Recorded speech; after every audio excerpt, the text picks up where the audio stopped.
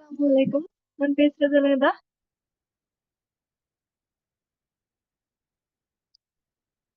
கொஞ்சம் சொல்லுங்க. நான் பேசுறது விளங்குதா?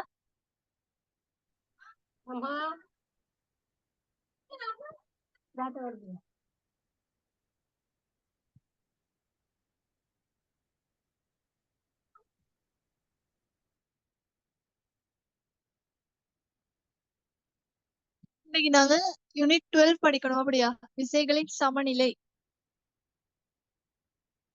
ஸ்கூல்ல எக்ஸாம் டேட் உங்களுக்கு சொல்லிட்டாங்களா? இல்மா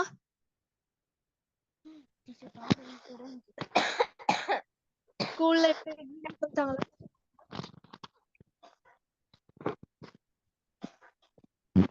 கேக்குதா?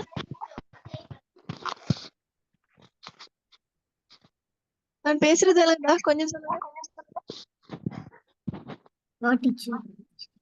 ஓகே. மைக்க மியூட் பண்ணுங்க. மைக் அன்மியூட் பண்ண வேணாம்.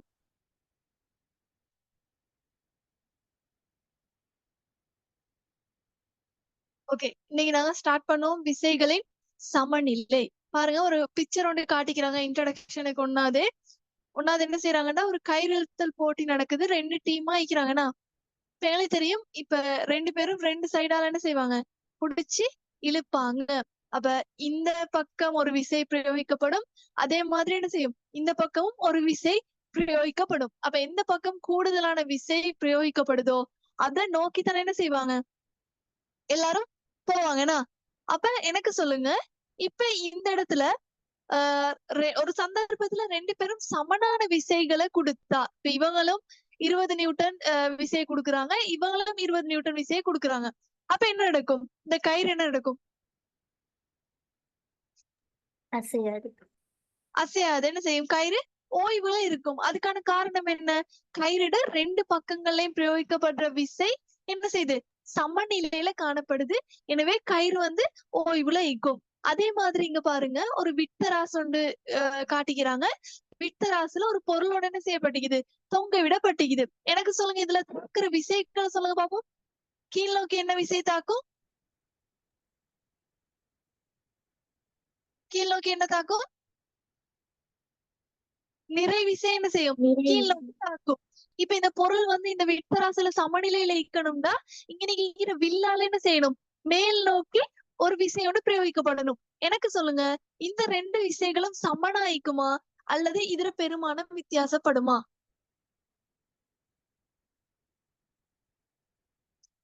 பேசுங்களே, யோசிச்சு பாருங்க. இப்ப இந்த பொருள் இந்த விட்டராசுல கட்டி தொங்க விடுறாங்க. இப்ப இந்த பொருளோட நிறை விசை கீழ் நோக்கி தாக்கும். இந்த பொருள் விழாம கீழே நோக்கி விழாம இருக்கணும்டா இந்த பொருளின் மீது மேல் நோக்கி என்ன செய்யும்? நிறை விசைக்கு சமனான விசை மேல் நோக்கி பிரயோகிக்கப்படும். அப்ப என்ன செய்யும்? இந்த பொருள் சமநிலையில் இருக்கும். அதே மாதிரி பாருங்க இன்னொரு எக்ஸாம்பிள் காட்டுறாங்க. இந்த இடத்துல என்ன செய்யறாங்கன்னா ஒரு வலிமையான இலைன்னு சொல்லிட்டு ஒரு நூல் மாதிரி சரியா ஒரு வலிமையான இலையில என்ன செய்யறாங்கன்னா ஒரு கோலம் ஒன்றை கட்டி தொங்க விட்டுக்கிறாங்க. அப்ப அவங்க சொல்றாங்க கோலத்துல நிறை வந்து கீழ் நோக்கி தாங்குதான். பாருங்க இப்ப உங்களுக்கு எக்ஸாம்லயும் இப்படித்தானே ஏதாவது ஒரு பிக்சர் வந்து தந்து இந்த படத்தில் காட்டப்பட்டுள்ள விசைகளை பெயரிடுக அப்படின்னு ஒண்ணு தருவாங்க. அப்ப நீங்க சொல்ல தெரிஞ்சுக்கணும். அப்ப ஏதாவது ஒரு பொருளை கட்டி தொங்க விட்டோ அல்லது ஏதாவது ஒரு பொருளை மேசையில வச்சோ அப்படி வச்சாங்கண்டா கீழ் நோக்கி என்ன விசை தாக்கும்? கீழ் நோக்கி எப்பவுமே நிறை விசை தாக்கும். மேல் நோக்கி என்ன தாக்கும்? நிறை விசைக்கு சமனான ஒரு இழுவிசைன்னு என்ன செய்யப்படும்? இலையில அப்ப இந்த 2 விசைகளும் சமனாக இருந்தால் இந்த பொருள் என்ன செய்யும்? ஓய்வுல இருக்கு. ஓய்வுல இருக்கும் சரியா? அப்ப இந்த இடத்துல இப்ப இந்த பாடம் ஃபுல்லா நாங்க பார்க்க போறது என்னன்னா விசைகளோட சமநிலை. அதாவது விசையை நாங்க என்ன செய்ய போறோம்னா சமப்படுத்த போறோம். அப்ப விசை சமனா இருந்துச்சுன்னா அந்த பொருள் என்ன செய்யும்? பொருள் என்ன செய்யும்? ஓய்வுல இருக்கும் சரியா? இதுதான் சிம்பிளான கான்செப்ட். நாங்க பார்ப்போம் சரியா? 1வது விஷயம் 2 விசைகளின் கீழ் ஒரு பொருளின் சமநிலை. இப்ப இந்த தலைப்புலயே இருக்குது. இப்ப இந்த பொருள் மீது என்ன செய்ய போகுது? 2 விசைகள் தாக்க போகுது. இப்ப இந்த 2 விசைகளும் எப்படிப்பட்ட விசையாயிருக்கும்? சொல்லுங்க பாப்போம். இங்க பாருங்க அழகா சொல்லிக்கிறாங்க. அதாவது இப்ப இந்த இடத்துல ஒரு செயற்பாடு ஒண்ணு காட்டிக்கிறாங்க. அந்த செயற்பாடை விளங்கப்படுத்துறதுக்கு முன்னுக்கு உங்களுக்கு தெரிஞ்ச கான்செப்ட் என்ன? அதாவது இப்ப 2 பொருளையும் இப்ப எதிரெதிரான திசைகள்ல, சரியா? எக்ஸாம்பிள், இப்ப இன்னைக்கு ஒரு பொருள் ஒண்ணு காணப்படுது. இந்த பொருள்ல இந்த பக்கம் 10 நியூட்டன் விசை தாக்குது. இந்த பக்கம் என்ன செய்ய போகுது? 5 நியூட்டன் விசை தாக்க போகுது. விலையில் விசை என்ன? 5 நியூட்டன். 5 நியூட்டன் எந்த திசையை நோக்கி? கிழக்கு திசை.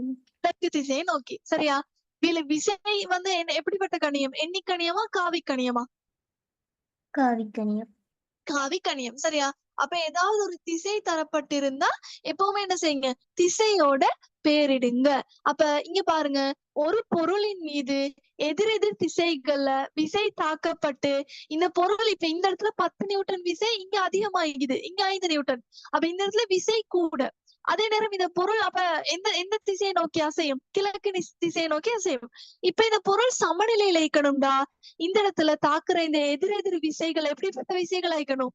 சமனான விசைகள் இருக்கு. சமனான விசைகளாக இருக்கணும், சரியா? இந்த இடத்துல ஒரு என்ன செய்யறாங்க? ஒரு செயற்பாடு ஒண்ணு செய்யறாங்க. ஒரு வளையம், ஒரு ரிங் ஒன்று எடுக்கிறாங்க. ரிங்ட 2 பக்கமும் என்ன செய்யறாங்க? 2 விட்டராசுகளை என்ன செய்யறாங்க? அதுல கட்டுறாங்க, சரியா? அந்த ரிங்ல பொருத்தி இப்ப என்ன செய்யறாங்க? இப்ப இந்த பொருள் ஓய்வுல இருக்கணும்னா என்ன நடக்கணும்? 2 விட்டத சமனான விசை பிரயோகிக்கப்படணும்.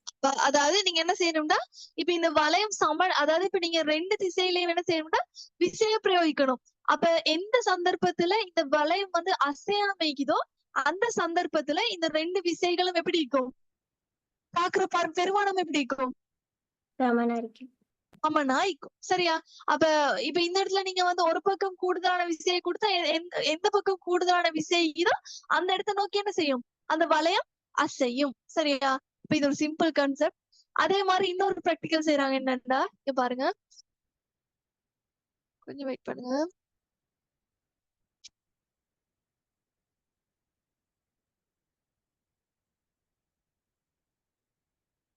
அப்ப இதே மாதிரி பாருங்க, இந்த இடத்துல ஒரு கனவுரு வடிவமுள்ள ஒரு மரக்குற்றியை எடுக்கிறாங்க. மரக்குற்றில 2 பக்கமும் என்ன செய்யறாங்க? 2 நியூட்டன் தராசுகளை பயன்படுத்துறாங்க. இப்ப நியூட்டன் தராசுகள் என்ன செய்யறாங்க?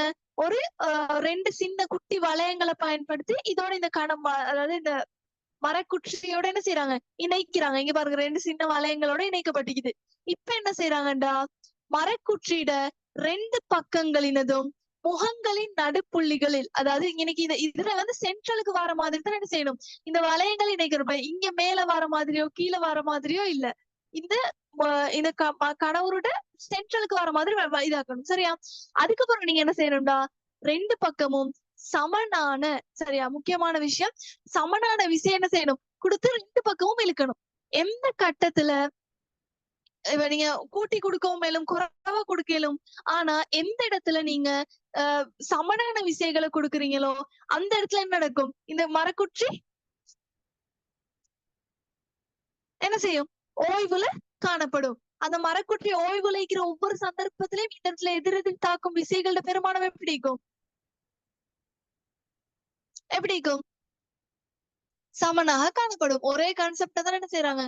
அவங்க திரும்ப திரும்ப விளங்கப்படுத்துறாங்க. இது விளங்குதா? விளங்குதா? ஓகே. அடுத்த விஷயம் பாருங்க. அதாவது இப்ப நாங்க பார்த்துட்டு என்னன்னா 2 விசைகளின் கீழ் ஒரு பொருளின் சமநிலை. ஒரு பொருள் சமநிலையில இருக்க போது 2 விசைகள் மட்டுமே தாக்கி, இங்க பாருங்க, ஒரு மேசையில ஒரு பொருள் ஒன்று வைக்கப்பட்டிருக்குது. இந்த பொருள் இந்த மேசையில இந்த உள்ளாம வைக்கிறதுக்கான காரணம் என்ன? விழாம வைக்கிறதுக்கான காரணம் என்ன?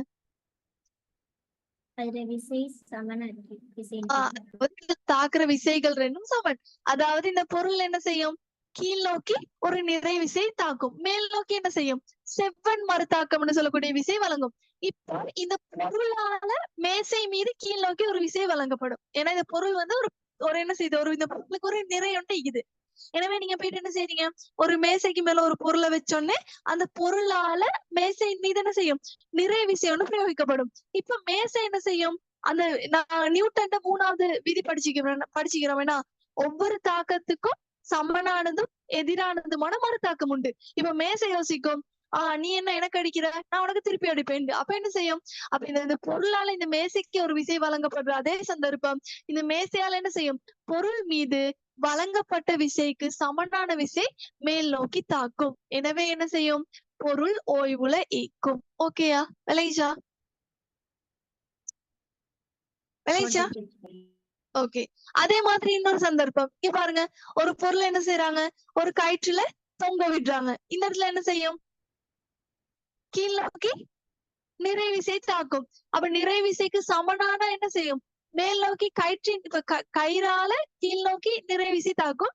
நிறை இந்த இந்த இந்த இந்த கோலத்தால என்ன செய்யும்? மேல் நோக்கி கயிறின் மீது என்ன விசை பிரயோகிக்கப்படும்? எந்த அளவு விசை கீழ் நோக்கி வழங்கப்பட்டுச்சோ அதுக்கு சமனான விசை என்ன செய்யப்படும்? சமனான விசை என்ன செய்யும்? கயிறு வழியே மேல் நோக்கி செலுத்தப்படும். அப்படி மேல் நோக்கி செலுத்தப்படும் போது இந்த பொருள் ஓய்வுல இருக்கும். இப்போ ஒருவேளை இந்த கோலம் வந்து அசைஞ்சு கொண்டிருக்குதுன்னு வச்சுக்கோங்களேன், இப்படி ஆடி அசைஞ்சு கொண்டிருக்குது அப்படின்னா என்ன அர்த்தம்? இந்த பொருள் சமநிலையில இருக்குதா இல்லாட்டி சமநிலையில இல்லையா? சமநிலையில இல்ல. நீங்க அததான் நிலை கொள்ளணும்.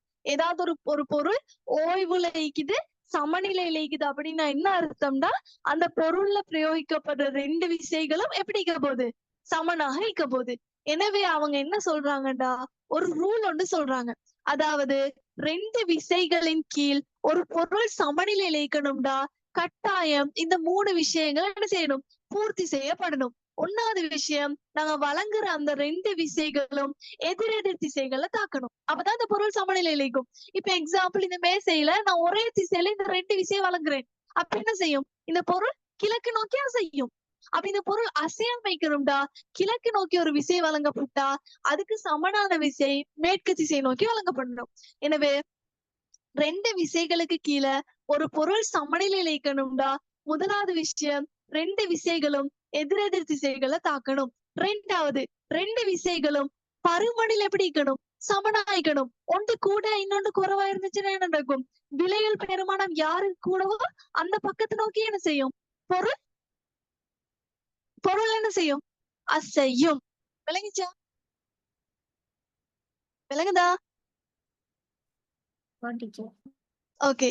3வது விஷயம், அந்த 2 விசைகளும் ஒரே கோட்டில் தாக்குதல் வேண்டும். இங்க பாருங்க, நான் மேல் நோக்கி இப்ப இந்த இடத்துல நிறை விசை இந்த இடத்துல தாக்குது, செவ்வன் மறுதாக்கம் இந்த இடத்துல தாக்குதுன்னு இந்த பொருள் என்ன செய்யும்? சமநிலையில இருக்குமா? இருக்காது. எக்ஸாம்பிள் நான் சொல்றேன். இப்ப இந்த மேசை ஒன்று இருக்குது. இருங்க.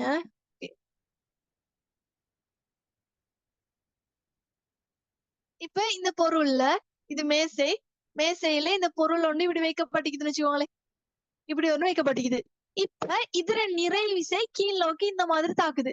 செவ்வன் மறுதாக்கம் மேல் நோக்கி தாக்குதுன்னா இந்த பொருள் என்ன செய்யும்? சமநிலையில இருக்குமா, கீழ் நோக்கி விழுமா? கீழ் நோக்கி விழும். அதுக்கான காரணம் என்ன? இந்த 2 விசைகளும் ஒரே தாக்க கோட்டுல இல்ல. ஒரே தாக்க கோட்டுல இருந்தாதான் டிஃபரன்ஸ் ஆகும். விளைச்சா?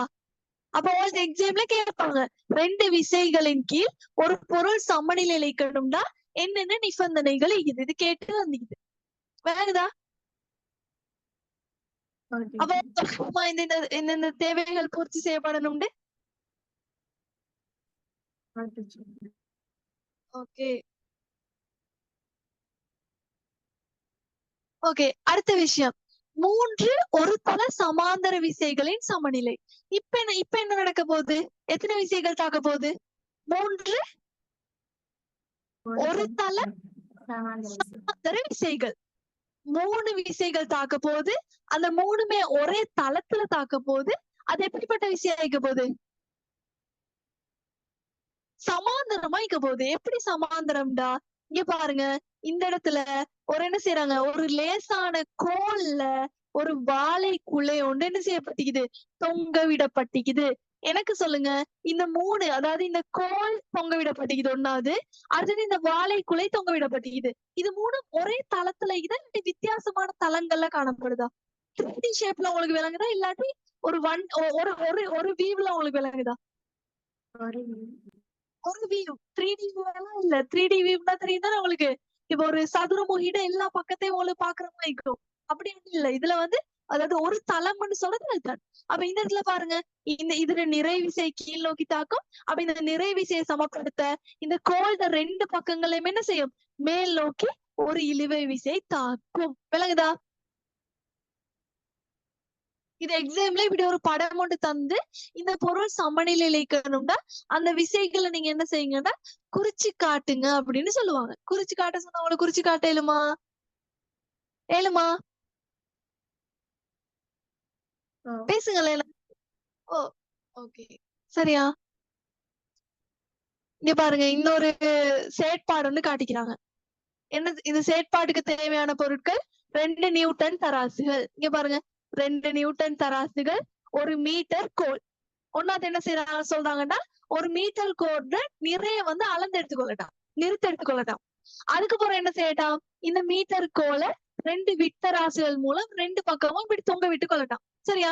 அவ தொங்க விட்டுட்டு அப்ப ஈக்கிற விட்டராசுட வாசிப்புகளை நோட் பண்ணி கொள்ளட்டாம். இப்ப இந்த ஒரு பொருளை தொங்க விட்டா விட்டராசுல ஒரு தடவை ரீடிங் கொண்டு காட்டும்.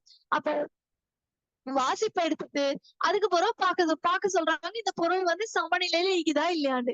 அதுக்கப்புறம் என்ன செய்யறாங்கடா, இது 2க்கும் இடையில, அதாவது இந்த வாசிப்புகளுக்கும் இந்த மீட்டர் கோல்ட நிறைக்கும் இடையில ஒரு தொடர்பு எடுக்கட்டாம். இப்ப ஆல்ரெடி நீங்க மீட்டர் கோல்ட நிறைய அளந்து எடுத்துப்பீங்க தானே?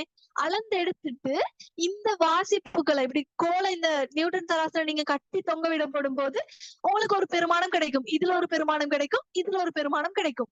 அப்ப என்ன என்ன நினைக்கும் வாய்க்கும் சொல்லுங்க பாப்போம். என்ன நினைக்கிறீங்க? இந்த 3 பெருமானங்களுக்கும் இடையில ஏதாவது தொடர்பு இருக்குமா? என்ன தொடர்பு? 3 இந்த விசையில் 2க்கும் சமனா இருக்கும் போதுதான் கீழே பொருள் ஓய்வில் இருக்கும். அதாவது இப்ப ஆல்ரெடி நீங்க மீட்டர் கோட நிறைய அளந்து எடுத்துட்டீங்க. இப்ப நீங்க மீட்டர் கோல இந்த 2 விட்டராசுல கட்டி தொங்க விட்டா, இப்ப உதாரணமா இந்த மீட்டர் கோல்ட நிறை 50 நியூட்டன் வச்சுக்கோங்களேன். இப்ப இத நீங்க கட்டி தொங்க விடப்படும் போது இந்த 2 நியூட்டன் தராசுட பெருமானம் எப்படி இருக்கும்? ஒன்று எத்தனையை காட்டும்? 25. அடுத்தது எத்தனையை காட்டும்? 25. நான் சும்மா பெருமானம் போட்டேன். அப்ப இதுக்கு தொடர்புடையமே எப்படி வரும்? இதுக்கு சமன்பாடு ஒரு அச்சர கணித கோவையை உருவாக்குங்க பாப்போம். F1 plus F2 சமன் W. F1 plus F2 சமன் என்ன வாய்க்கும்? W வாய்க்கும். இதைத்தான் அவங்க உங்கள்கிட்ட கேக்குறாங்க. அப்ப இந்த இடத்துல 3 ஒரு தளத்துல தாக்கக்கூடிய சமாந்தர விசைகளோட சமநிலை பத்தி உங்கள்ட்ட கதைக்கிறாங்க. அப்ப 3 சமாந்தர விசைகளுக்கு கீழே ஒரு பொருள் சமநிலையில இருக்கணும்டா என்ன நிபந்தனைகள் இருக்கணும் சொல்லுங்க பாப்போம். இப்ப உங்களுக்கே சொல்லலும் 3 விசைகளும் ஒன்னாவது எப்படி பட்டத்துல தாக்கணும்? ஒரே தளமா இருக்கணும். விலகுதா? ஒவ்வொன்றும் ஒவ்வொரு தளமா இருக்கலுமா? ஏன்னா அதாவது இப்ப மீட்டர் கோல் இப்ப மீட்டர் கோல் வந்து இப்படித்தான் நிற்கும். அதுல மூளை வந்து இப்படித்தான் நிற்கும். இப்படித்தான் நிற்கும். சரிங்க, நான் 3Dல வரைஞ்சு காட்டுறேன்.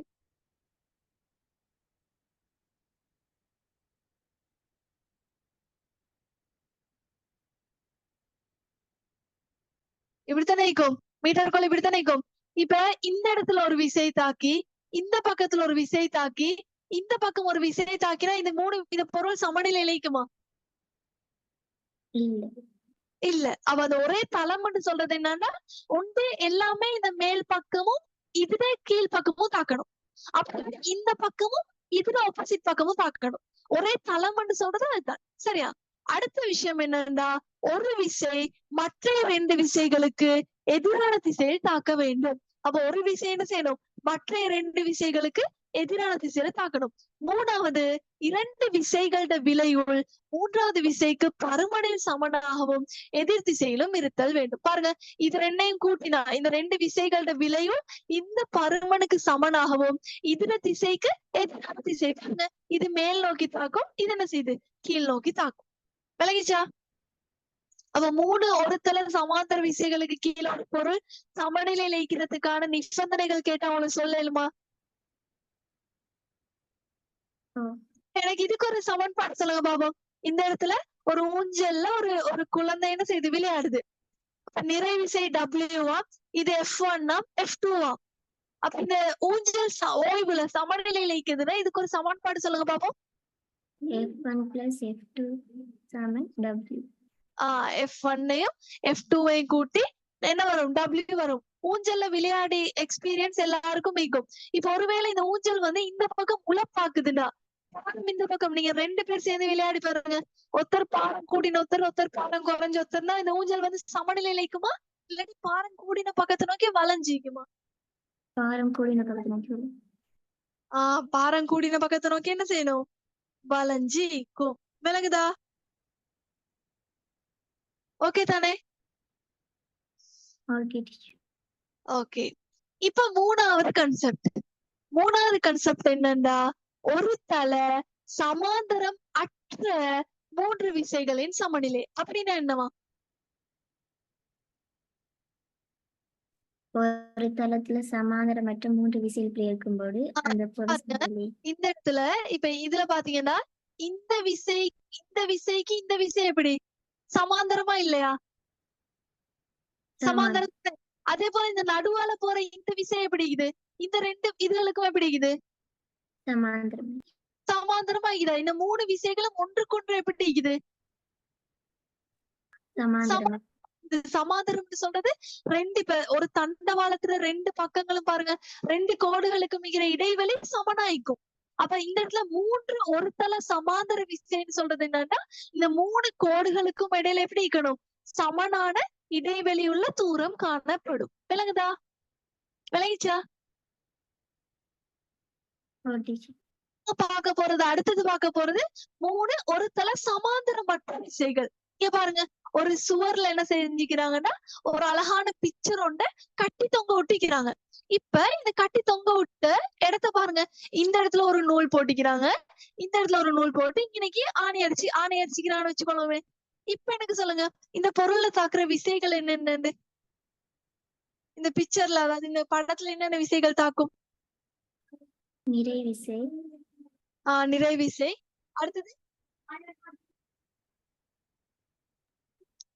அடுத்தது ஒரு பக்கம் ஒரு இலை இது, அதுல F1 தாக்கும். இன்னொரு பக்கம் இன்னொரு இலையில என்ன விசை இருக்குது? எனக்கு சொல்லுங்க, இந்த 3 விசைகளும் சமாந்தரமா இருக்குதா? இங்க பாருங்க, இந்த விசை இந்த பக்கம் போகுது, இந்த விசை இந்த பக்கம் போகுது, இந்த விசை கீழ் நோக்கி போகுது. 3 சமாந்தரமா இருக்குதா? இல்ல. அதுதான் சொல்றாங்க, ஒரு தல சமாந்தரம் அற்ற 3 விசைகள். அப்ப இந்த 3 விசைகளும் தாக்கி இந்த பொருள் சமநிலையில இருக்கணும்டா என்ன நிபந்தனை இருக்கும்? அதுக்காக இவங்க ஒரு பிராக்டிகலோட செய்யறாங்க. இவ 3 விசைகளும் தாக்கணும், தாக்கி இந்த பொருள் சமநிலையில இருக்கணும்னா என்ன நிபந்தனை இருக்கும்? இவங்க ஒரு பிராக்டிகல் ஒன்று செஞ்சு பார்க்க சொல்றாங்க. என்ன பிராக்டிகல்டா, என்ன செய்யறாங்கடா, ஒரு மெல்லிய தகடுன்னு சொல்றது ஒரு ஏதாவது ஒரு தகடு தெரிந்தானே உங்களுக்கு, ஒரு கனவு வடிவம் ஒரு மெல்லிய தகடு ஒண்ணு எடுத்துக்கொள்ளணும், ஒரு இலை ஒண்ணு எடுக்கணும். இலைன்றது நூல், சரியா? இப்ப சொல்றாங்க, அந்த மெல்லிய தகட்டை 3 வெவ்வேறு இடங்கள்ல தொங்க விடட்டாம். ஒன்னாவது சந்தர்ப்பம் என்னண்டா, ஒன்னாவது பாருங்க, இந்த இடத்துல ஒரு என்ன சொல்றது, ஒரு போட்டு இந்த தகடை கட்டி தொங்க விட்டிக்கிறாங்க. 2வது சந்தர்ப்பத்துல இந்த இடத்துல ஒரு துளை ஒண்ணு போட்டு கட்டி தொங்க விட்டிக்கிறாங்க. 3வது சந்தர்ப்பத்துல அந்த தகடுல அடுத்த பக்கம், சரியா, இந்த பக்கத்துல ஒரு துளை ஒண்ணு போட்டு கட்டி தொங்க விட்டிக்கிறாங்க. இப்ப எனக்கு சொல்லுங்க, இது 3 சந்தர்ப்பங்களை எந்த சந்தர்ப்பத்துல சமநிலையில இருக்கும்?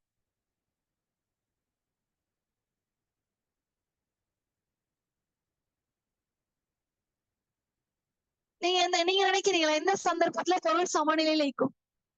இது A, இது B, இது C.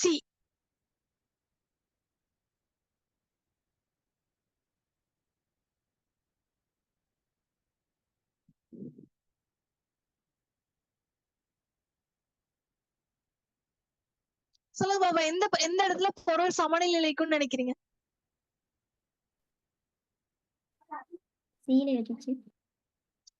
சீல. என்ன காரணம்?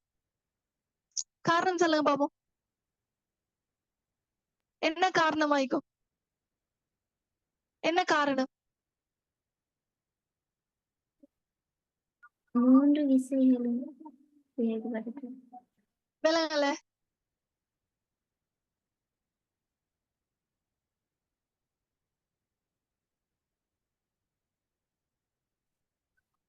மூன்று விசைகளும் ஒரு புள்ளியை நோக்கி தாக்கப்படுறது.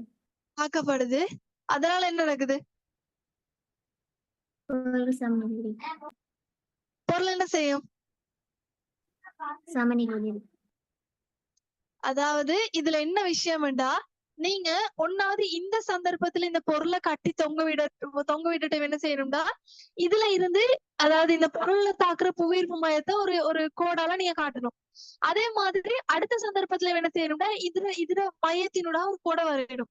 அடுத்த சந்தர்ப்பத்துல நீங்க கட்டி தொங்க விட்ட இடத்துல இருந்து ஒரு கோடை வரையணும். இப்ப 3 சந்தர்ப்பத்திலையும் இந்த 3 கோடுகளும் சந்திக்கிற புள்ளிய நீங்க இந்த பொருளோட என்ன செய்யணும்? மையமா வச்சுக்கொள்ளணும். அதாவது இந்த இடத்துல 3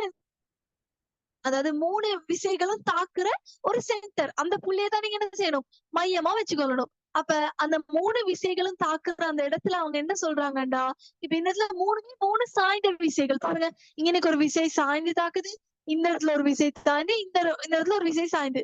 எனவே 3 சாய்ந்த விசைகளுக்கு கீழே ஒரு பொருள் வந்து என்ன செய்யணும்டா, சமநிலையில இருக்கணும்டா. அந்த 3 விசைகளையும் தாக்க கோடுகள் என்ன செய்யணும்? ஒரு இடத்துல சந்திக்கணும். அந்த சந்திக்கிற இடத்துல எப்படி இருக்கணும்? அது சந்திக்கிற இடம் எப்படிப்பட்டதா இருக்கணும்? அதாவது அவங்க சொல்றாங்க என்னடா, 2 விசைகளோட விளைவுள் 3வது விசைக்கு சமனாக இருக்கணும். அப்படி இருந்தால் அந்த பொருள் சமநிலையில ஈக்கும்னு சொல்றாங்க. விளங்கிச்சா? அதுதான் 3 ஒரு தள சமாந்தரமற்ற விசைகளோட சமநிலைக்கு உதாரணம். பாருங்க இந்த இடத்துல இந்த இந்த பிக்சரை பாருங்க. இந்த இடத்துல இதுல நிறை விசை இப்படி கீழ் நோக்கி தாக்குது. சரியா? அதே நேரம் நான் இதை கொஞ்சம் பெருசா வரைறேன். இங்க பாருங்க, இந்த நிறை விசையை நான் அப்படியே மேல் நோக்கி நீட்டி கொண்டு போறேன். நீட்டி கொண்டு போனா இந்த 3 விசைகளும் ஒரு புள்ளியில சந்திக்குதா இல்லையா? சந்திக்குது தானே? விளங்குதா? இந்த நிறை விசையை நான் அப்படியே மேல் நோக்கி இழுத்து கொண்டு போறேன். இந்த 3 விசைகளும் ஒரு புள்ளியில சந்திக்குதா இல்லையா? சந்திக்குது. சந்திக்கிற டைம் பாருங்க, இந்த நிறை விசை கீழ் நோக்கி தாக்குது. அதே நேரம் இந்த 2 விசைகளும் எப்படி தாக்குது? இந்த 2 விசைகளும் எப்படி இருக்குது? மேல் நோக்கி தாக்குது. விளங்குதா? அப்படின்னா என்ன அர்த்தம்டா, அதாவது 3 விசைகளும் ஒரு சாய்ந்த விசைகளுக்கு கீழே ஒரு பொருள் சமநிலையில இருக்கணும்டா. ஒரு 2 விசைகளோட விளைவுள் 3வது விசைக்கு சமனாகவும் எதிர் திசையிலையும் இருக்கணும். அப்படி இருந்தா தான் அந்த பொருள் என்ன செய்யும்? சமநிலையில இருக்கும். விளங்கிச்சா? நான் கேள்வி செய்வேன், அவங்களுக்கு விளங்கும். கேள்வி செய்யற டைம் உங்களுக்கு இன்னும் அழகா விளங்கும்.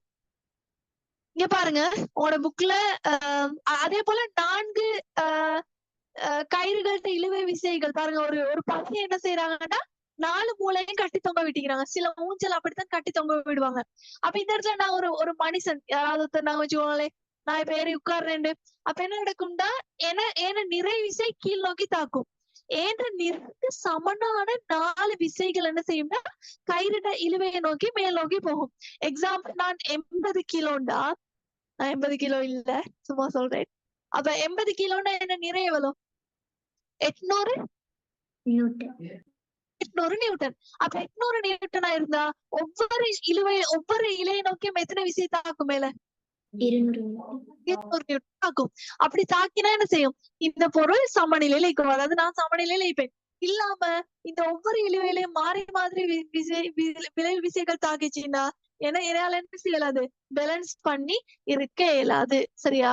நான் கேள்வி பாப்பா, உங்களுக்கு விளங்கும். கேள்வி எவ்வளவு ஈஸியா இருக்குது. இந்த பொழிப்பு பாத்துக்கோங்க. இந்த பொழிப்பு உண்மையாவே ஒரு நல்ல பொழிப்பு. இங்க பாருங்க, ஒரு பொருளின் மீது பிரயோகிக்கப்படும் 2 ஒரு தள விசைகள் பருமனில் சமனாகவும் திசையில் எதிராகவும் இருப்பின் அந்த 2 விசைகளும் சமநிலையில் இருக்கும். அவ்விரு விசைகளும் பிரயோகிக்கப்படும் ஓய்வில் இருக்கும். அதாவது ஒரு பொருள்ல பிரயோகிக்கப்படுற, அதாவது அவன் சொல்றாங்க என்னன்னா, ஒரு பொருள்ல பிரயோகிக்கப்படுற ஒரு தள விசைகள், அதாவது ஒரு தளத்துல தாக்குற அந்த 2 விசைகளும் பருமன்ல சமனாகவும் திசையில எதிராகவும் இருக்கணும். தாக்க கூட எப்படி இருக்கணும்? ஒரே தாக்க கோட்டிலையும் இருக்கணும். அப்படி அந்த பொருள் சமநிலையில இருக்கும். அதே மாதிரி 3 சமாந்தர விசைகள் பாருங்க. 3 கோடுகளும் எப்படி இருக்குது? சமாந்தரமா இருக்குது. 3 சமாந்தர விசைகளுக்கு கீழே இங்க பாருங்க, இது ஒவ்வொன்றும் என்ன செய்யுது, சமாந்தரமாகுது. 3 சமாந்தர விசைகளுக்கு கீழே ஒரு பொருள் சமநிலையில இருக்கணும்டா, 2 விசைகளோட விளைவுகளுக்கு சமனான ஒரு விசை என்ன செய்யணும், எதிர் திசையில பிரயோகிக்கப்படணும். அப்ப இவர் 20 நியூட்டன் பிரயோகிச்சா அவருக்கு எதிராக என்ன செய்யணும், 2 விசைகள் 10 நியூட்டன்ல தாக்கணும். அப்படி தாக்கினாதான் அந்த 3 விசைகளுக்கு கீழே ஒரு பொருள் சமநிலையில இருக்கும். அதே மாதிரி 3 சமாந்தரம் அல்லாத 3 சமாந்தரம் அல்லாத ஒரு தள விசைகள் தாக்கின ஒரு பொருள் ஓய்வுல இருக்கணும்டா, ஒன்றிட விலையுள் அதுக்கு எதிர் திசையில இருக்கணும். அது எப்படி இருக்கணும், அந்த அந்த 3 விசைகளும் ஒரே தாக்க கோட்டுல சந்திக்கணும். இங்க பாருங்க, இந்த இடத்துல சி வந்து என்ன செய்யுது, மேற்கு திசை நோக்கி தாக்குது. அதே நேரம் ஏயும் பியும் என்ன என்ன திசையை நோக்கி தாக்குது, எந்த திசையை நோக்கி, கிழக்கு திசையை நோக்கி தாக்குது. எப்படின்னா இந்த 3 விசைகளும் சந்திக்கிற ஒரு புள்ளியில நீங்க என்ன செய்யணும், கோடை வரைஞ்சீங்கன்னா அதுதான் விளைவு விசையா ஆயிக்கும். இங்க பாருங்க, அதாவது இந்த 2 விசைகளுக்கும் இந்த 2 விசைகளும் அது இந்த ஒரு விசை, அப்ப இந்த 2 விசைகளுக்கு எதிரா தாக்குற விசையில என்ன செய்யணும்னா நீங்க ஒரு தாக்க கோடை வரையணும். அந்த இடத்துலதான் விளைவு காணப்படும். அந்த விளைவு விசையோட திசையில கீழே தான் என்ன செய்யும், அந்த பொருள் சமநிலையில இருக்கும். விளங்கிச்சா இந்த விஷயம்? எல்லாருக்கும் விளங்கிச்சா? இது இன்னொரு மாதிரி சொல்றேன், நீங்க பாருங்க. ஏபின்னு சொல்லக்கூடிய 2 பேர் 2 திசையில பாக்குறாங்க, சரியா? இப்ப 2 கடையும் இவர் இந்த பக்கம் பாக்குறாரு, இவர் இந்த பக்கம் பாக்குறாரு. இப்ப உண்மையாவே எங்களுக்கு வந்து இவரை மேற்கு திசையை நோக்கிதான் கொண்டு போகணும்டா, இது சீன்ற ஒருத்தர் என்ன செய்யணும், 2 பேரையும் கட்டி எந்த பக்கம் இழுத்து கொண்டு போகணும், மேற்கு திசையை நோக்கி இழுக்கணும். அப்ப மேற்கு, இப்ப இவங்க 2 பேருக்கும் நடுவுல இருந்துதான் என்ன செய்யணும், மேற்கு நோக்கி இழுக்கணும். இப்ப இவரு கொஞ்சம் மேல கீழே வாயோ வைக்கலாம், 2 பேருக்கும் நடுவுல இருந்து இவங்க 2 பேர் போற திசைக்கு எதிர் திசையில போகணும். அப்படி போனா என்ன செய்யும், இவருக்கு மேற்கு திசையை நோக்கி இவங்களை கொண்டு போகலாம். எனவே விளைவு திசை இவருக்கு நேராக எதிர் திசையில தாக்கும். விளங்கிச்சா இப்ப? ஓகேயா? ஓகே, உங்களுக்கு விளங்கிச்சா இல்லையான்றத கேள்வி செஞ்சு பார்ப்போம், சரியா? இது பாருங்க பாப்போம். ஒரு கிடைத்தளத்தின் மீது இந்த கேள்வி செய்யுங்க, 1வது கேள்வி ஃபுல்லா செய்யுங்க.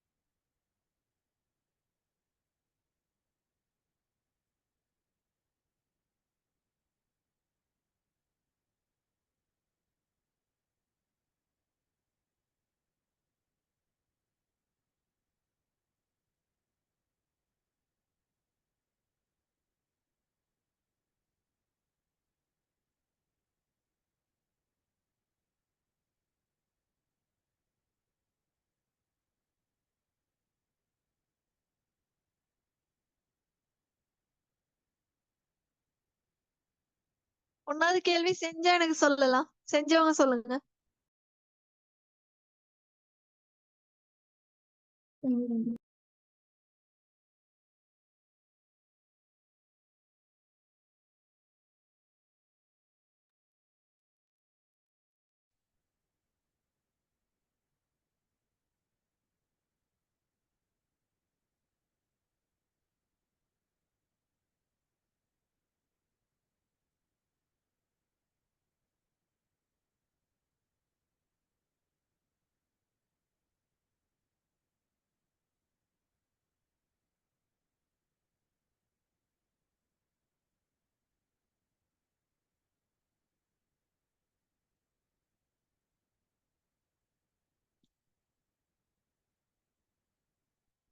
கேள்வி பாப்போமா? இங்க பாருங்க, ஒரு கிடைத்தளத்தின் மீது உள்ள ஒரு பொருள் ஒரு திசையை நோக்கி, ஒரு கிடைத்தளத்தின் மீது உள்ள ஒரு பொருள் ஒரு திசையை நோக்கி 20 நியூட்டன் விசையினால் இழுக்கப்படுகிறது. அந்த பொருளை ஓய்வுக்கு கொண்டு வருவதற்கு எதிர் திசையில் எந்த விசையை பிரயோகித்தல் வேண்டும்?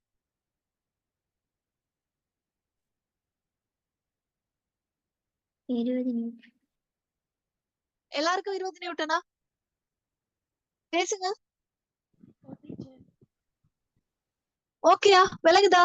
இப்ப ஒரு பக்கம் 20 நியூட்டன் போகுதா, அதை சமநிலைப்படுத்துறதுக்கு ஓய்வுக்கு கொண்டு வரதுக்கு என்ன செய்யணும்? அதுக்கு எதிர்ப்பு திசையில எத்தனை விசை பிரயோகிக்கப்படணும்? 20 நியூட்டன் பிரயோகிக்கப்படணும். இப்ப சொல்லுங்க, அந்த பொருளுக்கு எதிர் திசையில் 25 நியூட்டன் விசையை பிரயோகித்தால் என்ன நடைபெறும்? இப்ப இந்த பக்கம் 20 நியூட்டன், இந்த பக்கம் 25 நியூட்டன், என்ன நடக்கும்? 25 நியூட்டன் விசை பிரயோகிக்கப்பட்ட திசைக்கு பொருள் அசையும். அதாவது இந்த பக்கம் என்ன செய்யும்? கூடுதலா விசை பிரயோகிக்கப்பட்ட திசையில பொருள் என்ன செய்யும்? அசையும். சரியா?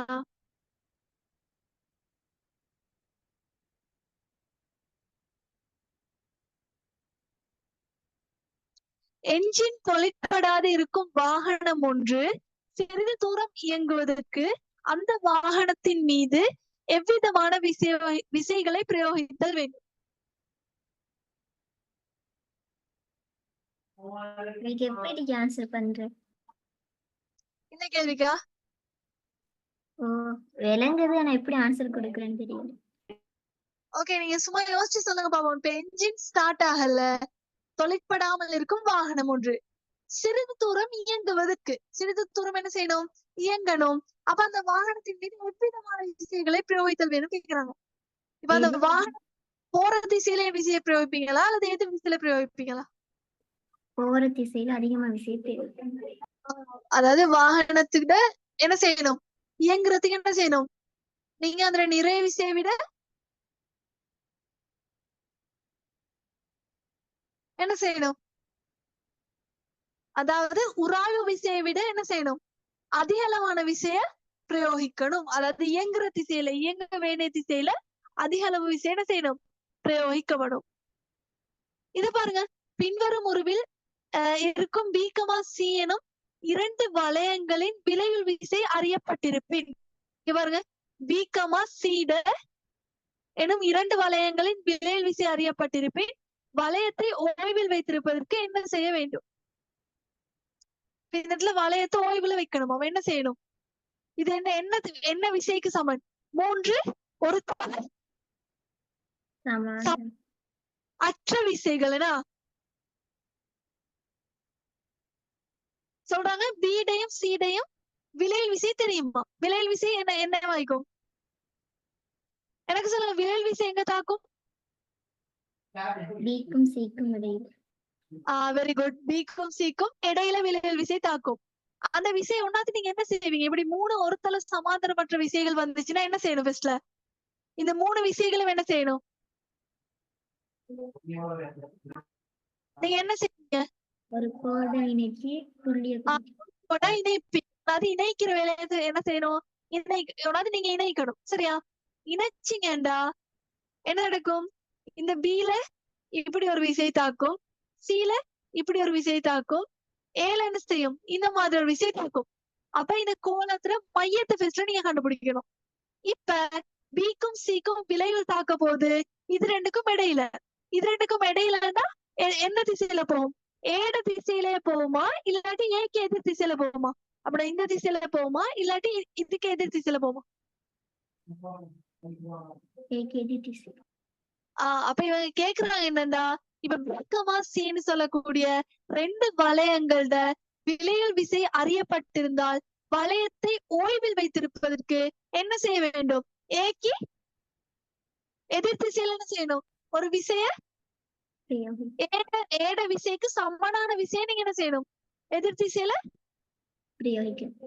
பிரயோகிக்கப்படணும். சரியா? விளைச்ச எல்லாருக்கும்.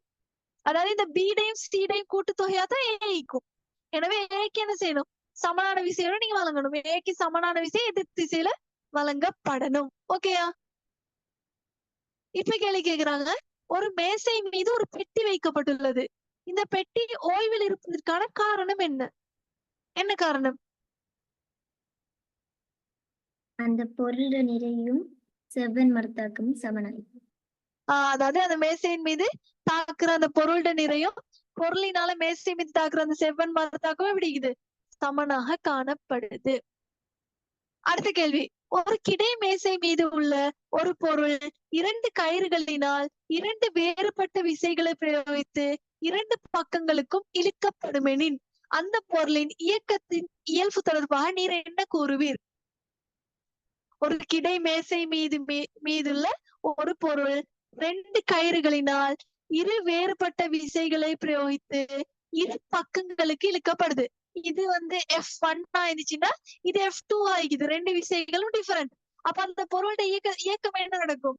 இயக்கத்தின் இயல்பு எப்படி இருக்கும்? கூடுதலா விசை பிரயோகித்த பக்கம் இயங்கும். சிம்பிள். கூடுதலான விசை பிரயோகிக்கப்பட்ட திசையை நோக்கி இயங்கும். விளங்கிச்சா? டீச்சர். எல்லாருக்கும் விளங்கிச்சா? இல்மா, ராஃபியா,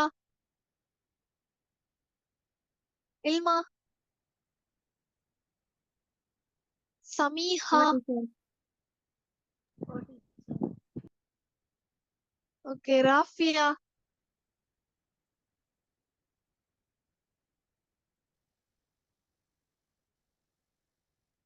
ஓகே, சரியா? சிம்பிளான கேள்விதான் வரும். சரியா? அதாவது நீங்க இந்த பிக்சரை ஞாபகம் வச்சுக்கணும். அதாவது எப்படி விசை குறிக்கிறார் உங்ககிட்ட இப்ப இதுல எப்படி கேட்பாங்கன்னா விசை எப்படி குறிக்கிறான்னு தான் கேட்பாங்க. ஓகே, எக்ஸாம் ஸ்டார்ட் ஆயிட்டா எல்லாருக்கும்? கொஞ்சம் சொல்லுங்க, எப்ப எக்ஸாம் ஸ்டார்ட்னு? Start teacher. 23ஆம் தேதியா? டீச்சர். ஓகே,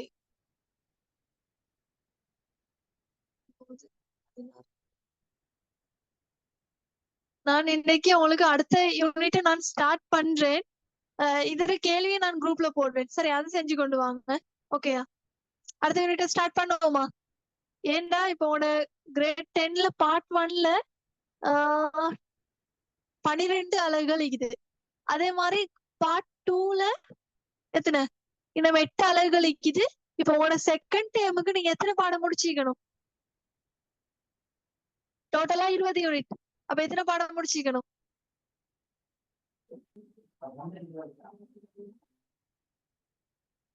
எக்ஸாமுக்கு என்ன யூனிட் வரைக்கும் வரும்னு சொன்னாங்க எல்லாருக்கும்?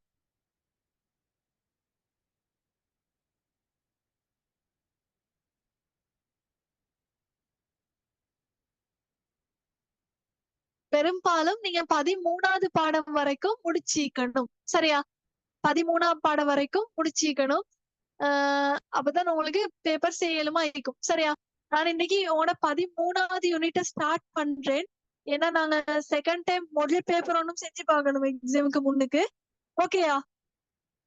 என்ன சொல்றீங்க? இல்லாட்டி நாங்க பாஸ் பேப்பர் செஞ்சுட்டு அடுத்த கிளாஸ்ல 13வது யூனிட் ஸ்டார்ட் பண்ணுவோமா?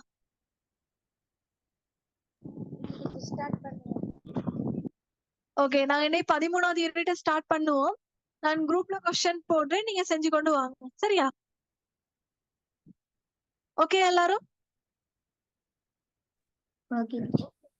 ஓகே,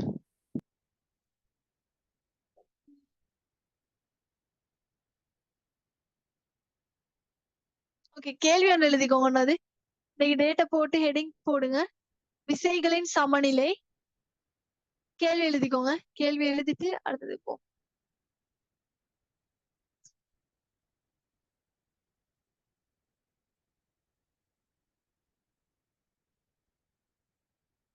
கேள்வி எழுதுங்க. விசைகளின் சமநிலைன்னு தலைப்பு போட்டு அதுக்கு கீழே 1வது கேள்வி.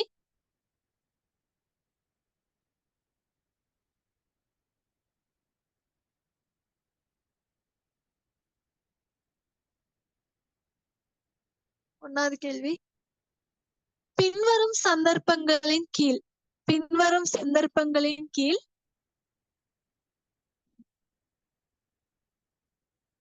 பின்வரும் சந்தர்ப்பங்களின் கீழ் ஒரு பொருள் ஓய்வில் இருப்பதற்கு பின்வரும் சந்தர்ப்பங்களின் கீழ் ஒரு பொருள் ஓய்வில் இருப்பதற்கு கவனத்தில் கொள்ள வேண்டிய நிபந்தனைகள் யாவை? பின்வரும் சந்தர்ப்பங்களின் கீழ் ஒரு பொருள் ஓய்வில் இருப்பதற்கு கவனத்தில் கொள்ள வேண்டிய நிபந்தனைகள் யாவை?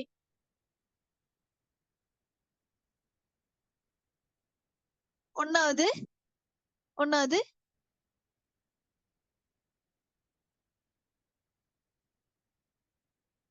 2 ஒரு தள விசைகளின் கீழ் சமநிலை. 2 ஒரு தள விசைகளின் கீழ் சமநிலை.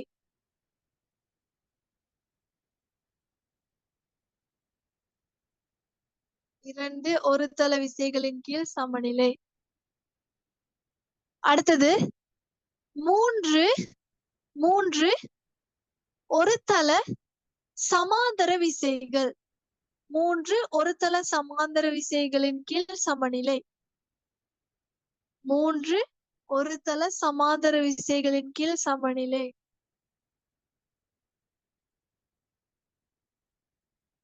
அடுத்தது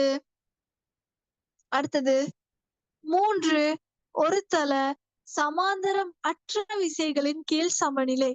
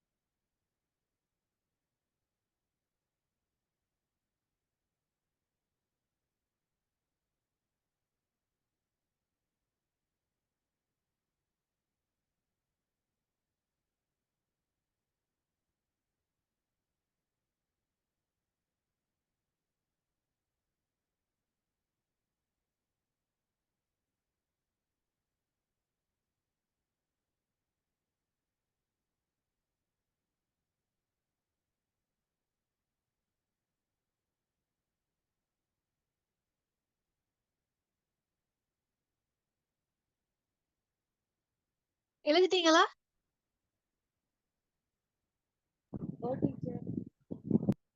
சரியா? நான் உங்களுக்கு இதுல கொஸ்டின் போடுறேன். இன்னைக்கு நான் அடுத்த பாடத்தை ஸ்டார்ட் பண்ணுவோம். சரியா? அடுத்த பாடம் ஸ்கூல்ல படிச்சிட்டீங்களா?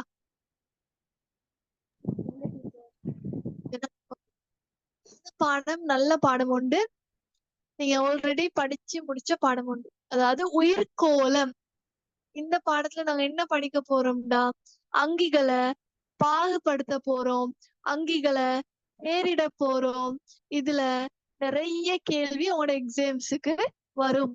எந்த எக்ஸாம்னா உங்களோட ஃபைனல் எக்ஸாம்ஸுக்கு, ஓலெவல் எக்ஸாமுக்கு இந்த பாடத்துல இருந்து நிறைய கேள்வி வரும். ஞாபகம் கிரேட் 9ல படிச்ச விஷயங்கள்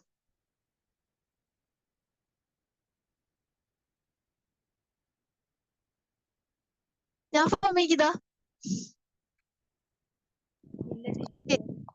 இல்லையா? ஓகே, ஞாபகம் இல்லாட்டி பரவாயில்ல.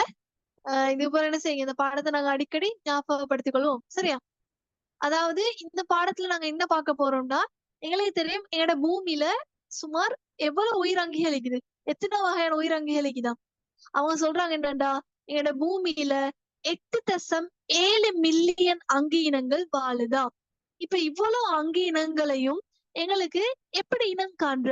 இவங்க வந்து பறவைகள், இவங்க வந்து விலங்குகள், யார் இதெல்லாம் பாகுபடுத்தினது? ஆனா எங்களை நான் சொல்றோம் தானே, சின்னத்துல இருந்தே நாங்க கிரேட் நர்சரி போற டைமே படிச்சுக்கிறோம். பேர்ட்ஸ், எனிமல்ஸ் அப்படின்னு சொல்லி நாங்க படிச்சு கொண்டே வரோம். அதே போல வேற என்னது, கடல்ல வாழக்கூடிய உயிரினங்கள், அப்படி நாங்க ஒவ்வொன்றா படிச்சு கொண்டு வரோம்.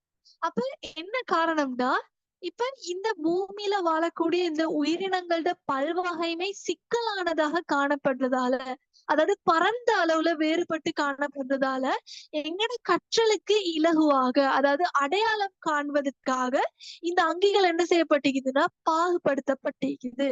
அதாவது அங்கிகள்ட பாகுபாடு ஏன் செய்யப்பட்டிருக்குதுன்னா, ஒன்று அவங்கள அடையாளம் காண்பதற்காக, இலகுவா அடையாளம் காண்றதுக்காக, அடுத்தது எங்கட கற்றலை இலகுபடுத்துறதுக்காக, அங்கிகள்ட்ட பல்வேறு இயல்புகள் அடிப்படையாக கொண்டு நாங்க அங்கிகள் என்ன செஞ்சுக்கிறோம்டா பாகுபடுத்திக்கிறோம். இந்த ஒவ்வொரு அங்கிகளுக்கும் அதாவது பொதுவான இயல்புகள் அடிப்படையில நாங்க என்ன செஞ்சுக்கிறோம், பாகுபடுத்திக்கிறோம். எக்ஸாம்பிள் பறவைகள்னா அவங்க எல்லாம் எப்படிப்பட்டவங்களா இருப்பாங்க?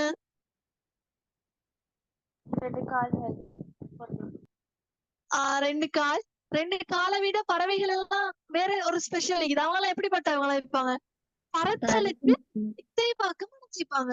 சிம்பிளா உங்களுக்கு என்ன சொல்லலாம், பறந்து யாரெல்லாம் போறாங்களோ அவங்க எல்லாம் பறவைகள். அதே மாதிரி மீன்களை எப்படி நாங்க வகைப்படுத்திக்கிறோம்? வாழக்கூடிய செட்டைகளால நீந்தி செல்லக்கூடியது. அப்ப இந்த மாதிரி அதே போல தரையில வாழக்கூடிய உயிரினங்களை எப்படி பாகுபடுத்திக்கிறோம்? அவங்கெல்லாம் எப்படி செய்வாங்க? கால்களுக்கும் அவங்களுக்கு தரையில என்ன செய்யும்? நடத்தலுக்காக இசைவாக்கம் அணிஞ்சிக்கும். அப்ப இந்த மாதிரி ஒவ்வொரு உயிரங்கிடையும் பொதுவான இயல்புகள் அடிப்படையில அங்கிகள் பாகுபடுத்தப்பட்டிக்குது. அப்ப உங்கள்ட்ட எக்ஸாம்ல கேட்பாங்க, அங்கிகளை ஏன் பாகுபடுத்துறோம்? என்னத்துக்காக பாகுபடுத்துறோம்? அப்படின்னு கேட்டா நீங்க சொல்ல தெரிஞ்சுக்கணும். 1வது அங்கிகள் தொடர்பான கற்றலை இலகுவாக்குவதற்காக. 2வது விஷயம் அங்கியொன்றின் வேறுபடுத்தப்பட்ட விசேட சிறப்பியல்புகளை இனம் காண்பதற்காக. இப்ப ஒரு அங்கி தரப்பட்டிருக்குது, அந்த அங்கியோட ஸ்பெஷல் என்ன? அது அவர் ஏன் ஸ்பெஷல் அப்படின்னு பாக்குறதுக்காக. 3வது அந்த உயிரங்கியல் அதாவது முழு உயிர்கோளம் சம்பந்தமாகவும் அறிஞ்சு கொள்றதுக்காக என்ன செய்யப்பட்டிருக்குது? உயிரங்கிகள் பாகுபடுத்தப்பட்டிருக்குது. 4வது ஒவ்வொரு அங்கி கூட்டங்களுக்கும் இடையிலான தொடர்பை அறிஞ்சு கொள்றதுக்கு. உதாரணமா இந்த இடத்துல இப்ப இவங்க எல்லாம் பறவைகள் வச்சுக்கோங்களேன். இப்ப இவங்க எல்லாம் பறவைகள், இவங்க மீன்கள்.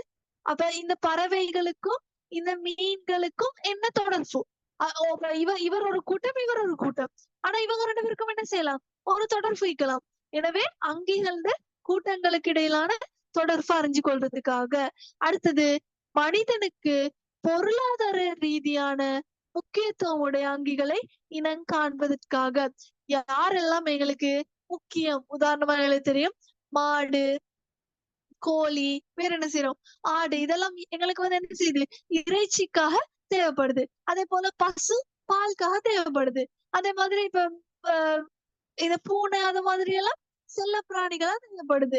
அப்ப அதே போல மீன்கள். அப்ப மனிதனுக்கு பொருளாதார ரீதியில மனிதன தேவையை பூர்த்தி செய்யக்கூடிய அங்கிகள் யாருன்னு இனம் காண்பதற்காகவும் அங்கிகள் பாகுபடுத்தப்பட்டிருக்குது.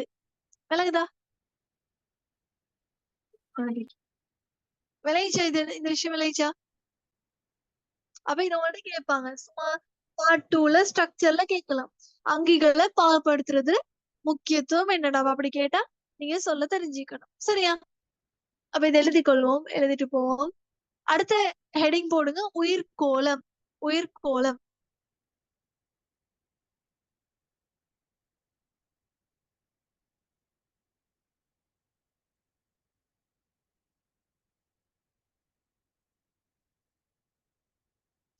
அதுல 1வது கேள்வி எழுதுங்க.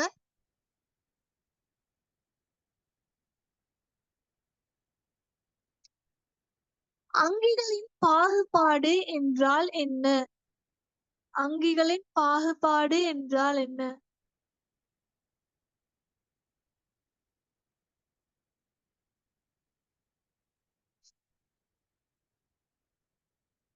அங்கிகளோட பாகுபாடுனா என்ன? பொது இயல்புகளுக்கு ஏற்ப அங்கிகளை கூட்டங்களாக வகைப்படுத்துதல் அங்கிகள் பாகுபாடு எனப்படும். Very good. ஓகே. அடுத்த விஷயம், அடுத்த கேள்வி எழுதுங்க.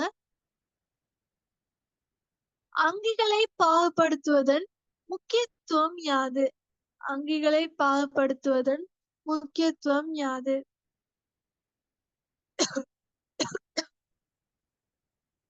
சரி சரி அங்கிகளை பாகுபடுத்துவதன் முக்கியத்துவம் யாது?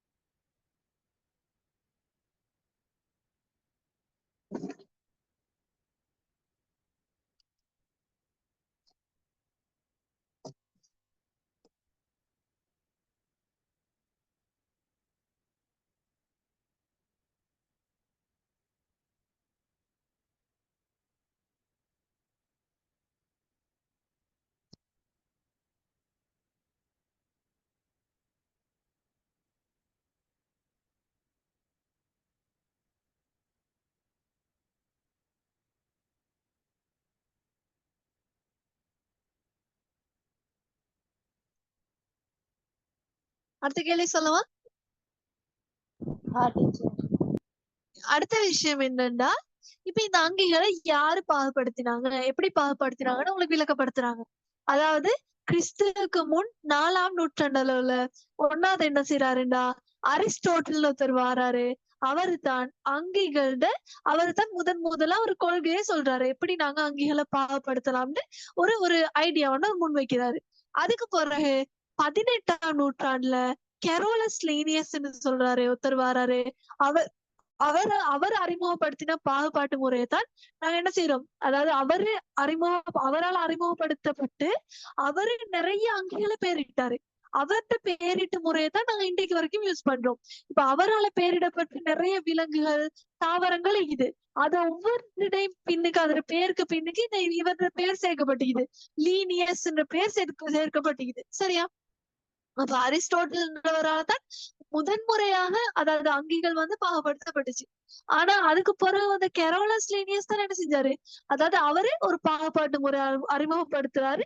அவரோட பாகுபாட்டு முறை தான் என்ன செய்யப்பட்டிருக்குது, இன்றைக்கு வரைக்கும் ஃபாலோ பண்ணப்பட்டு நிறைய அங்கிகள் பேரிடப்பட்டிருக்குது. ஓகேயா? இது லைச்சா? டீச்சர். அப்ப அடுத்த விஷயம் என்னன்னா, எங்களுக்கு என்னென்ன முறையில அங்கிகளை பாகுபடுத்தலாம். ஒன்னாவது செயற்கை முறை பாகுபாடு, இன்னொன்று இயற்கை முறை பாகுபாடு. செயற்கை முறை பாகுபாடுன்னு சொல்றது என்னன்னா, ஒரு அங்கியிட புறத்தோற்ற இயல்பு அடிப்படையாக கொண்டு நீங்க அங்கிகளை பெயரிடுற. உதாரணமா தாவரத்தை எடுத்துக்கொண்டீங்கன்னா, அலங்கார தாவரங்கள், மூலிகை தாவரங்கள், நச்சுத்தன்மை கொண்ட தாவரங்கள், அல்லது வேற என்ன செய்யலாம், தாவரங்கள்ல நீண்ட நீண்ட தண்டை கொண்ட தாவரங்கள், அல்லது பரந்த இலைகளை கொண்ட தாவரங்கள். அதே மாதிரி சொல்றது, இப்ப விலங்குகளை பார்த்து அதை நீங்க வெளி தோற்றத்துல என்ன அவதானிக்கிறீங்க, 4 கால்களை உடைய விலங்குகள், 2 கால்களை உடைய விலங்குகள், நடக்கும் விலங்குகள், அதுல ஓடும் விலங்குகள், அப்படி நீங்க என்ன செய்ய போறீங்க, ஒரு அங்கிட வெளி தோற்றத்தை பார்த்து நீங்க வெளி தோற்ற இயல்பு அடிப்படையாக கொண்டு அங்கிகளை பாகுபடுத்தினா அதுக்கு சொல்றது செயற்கை முறை பாகுபாடு. இது செயற்கை முறை பாகுபாடுல எந்தவித கூர்ப்பு ரீதியான விஷயங்களும் கருத்தில் கொள்ளப்படுறது இல்ல. உதாரணமா அந்த அங்கி எப்படி உருவாகிக்கும், அந்த அங்கில வேற ஏதாவது உள்ளுக்கு அதாவது அகத்தோற்ற இயல்புகள் எதுவுமே கருத்தில் கொள்ளப்பட மாட்டாது. அப்ப செயற்கை முறை பாகுபாடுனா எப்படி அங்கிகள் பாகுபடுத்தப்படும்?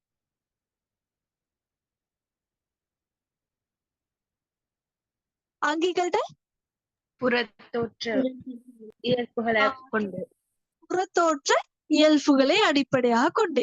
இப்ப இயற்கை முறை பாகுபாடுனா என்னன்னா, இந்த இடத்துல முக்கியமான விஷயம், அங்கிகளோட கூர்ப்பு ரீதியான தொடர்புகள் வெளிக்காட்டப்படும். அந்த வகையில பாகுபடுத்தினா அதுக்கு சொல்ற இயற்கை முறை பாகுபாடு. இப்ப நான் சொல்ற ஒவ்வொரு பாயிண்ட்டுமே பாஸ் பேப்பர்ல கேள்வியா இது. இயற்கை முறை பாகுபாட்டுல அங்கிகளோட அதாவது உருவவியல்னு சொல்றது அதோட வடிவம், உடற்தொழிலியல் தான் அது எப்படி இயங்குது. இப்ப மனிதன் உடற்தொழிலியல் எடுத்துக்கொண்டீங்கன்னா அதுல சுவாச தொகுதி இருக்குது, சமிபாட்டு தொகுதி இருக்குது, கழிவாற்று தொகுதி இருக்குது, குருதி சுற்றோட தொகுதி இருக்குது. அது மாதிரி ஒவ்வொரு அங்கியையும் அதோட உடற்தொழிலியல் அடிப்படையில பாகுபடுத்துறது. அடுத்தது குளியவியல், மூலக்கூற்று உயிரியல், அதாவது DNA. அதாவது நாங்க இன்னும் சின்னதா சிறிய சிறிய மூலக்கூற்று இயல்பு அடிப்படையில பிரிச்சு கொண்டு போறது. அப்ப இந்த இயல்புகள் எல்லாமே இயற்கை முறை பாகுபாட்டுல கருத்தில் கொள்ளப்படும். அப்ப இயற்கை முறை பாகுபாட்டுல என்னென்ன விஷயங்கள் கருத்தில் கொள்ளப்படும் எப்படி சொல்லுவீங்க? உருவவியல், உடற்தொழிலியல், குளியவியல், இது கேள்வியா கேட்டு வந்துக்குது. சரியா? விளங்குதா? அப்ப இந்த இடத்துல இந்த இயற்கை முறை பாகுபாட்டுல என்ன ஸ்பெஷல்டா, ஒரே இனத்தை சேர்ந்த அங்கிகளுக்கு இடையிலான இயற்கை தொடர்பு வெளிப்படுத்தப்படும். அதாவது ஒரே இனத்தை சேர்ந்த அங்கிகளுக்கு இடையில அது எப்படிப்பட்ட அங்கின்னு சொல்லக்கூடிய அதுல உடற்தொழிலியல் இயல்புகள் எல்லாமே வெளிக்காட்டப்படும். அதே மாதிரி வெவ்வேறு அங்கிகளுக்கு இடையில கூர்ப்பு ரீதியான தொடர்புகள் வெளிப்படுத்தப்படும். அதாவது இப்ப எனக்கு தெரியும், முதல்ல ஒரு கதை ஒண்ணு வச்சான். எப்படின்னா அந்த பூமியோட தோற்றம் பற்றி, அதாவது பூமியோட கூர்ப்பு பத்தி அவன் கதைக்கிறட்ட என்ன சொல்றாங்கன்னா, ஒன்னாவது எல்லா உயிரங்கிகளுமே தண்ணியில தானே மிதிச்சு, அதுக்கப்புறம் தண்ணியில இருந்த அங்கிகளுக்கு ஆசை வந்துச்சா அவங்க நிலத்துல போகணும்னு சொல்லி, அப்ப அவங்க என்ன செஞ்சாங்களாம், தண்ணிலையும் மிதக்கலாம், நிலத்திலையும் மிதக்கலாம். அப்ப அதுக்கப்புறம் அந்த அங்கிகள் நினைச்சாலும் நாங்க ஏன் 2 இடத்துல மாறி மாறி இருக்கிறோம். நாங்க நிலத்திலேயே இப்பவுமே ஃபுல்லா. அப்ப அப்படி வந்தாக்கள் தானா நகருயிர்கள். அதாவது மீன்கள், ஈருடகவாளிகள், ஈருடகவாளிகள்ல இருந்து நகருயிர்கள். அதுக்கப்புறம் நிலத்துல நம்மளுக்கு ஆசை வந்துச்சா பறந்து போகணும்னு சொல்லி. அப்ப அதுல இருந்து பறவைகள் வந்துச்சாம்.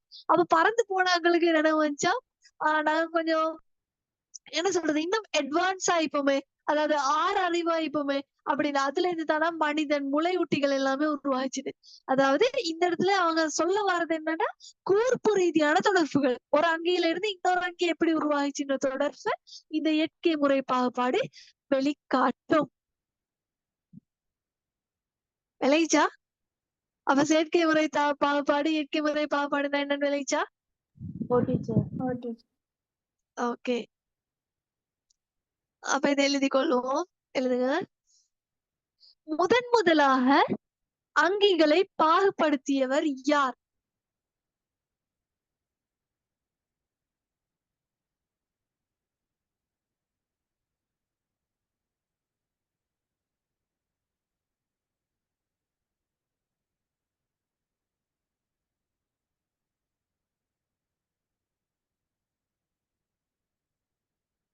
யாரு முதலா பாகுபடுத்தினது? அரிஸ்டோட்டில். அரிஸ்டோட்டில்.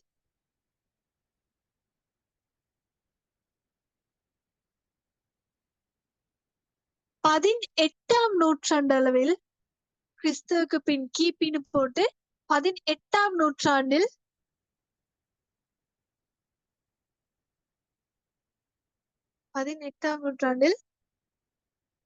வெற்றிகரமான பாகுபாட்டு முறையை அறிமுகப்படுத்தியவர் யார்?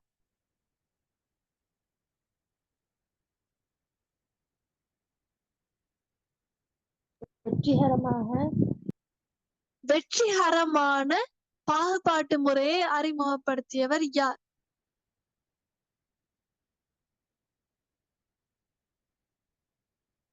யார்?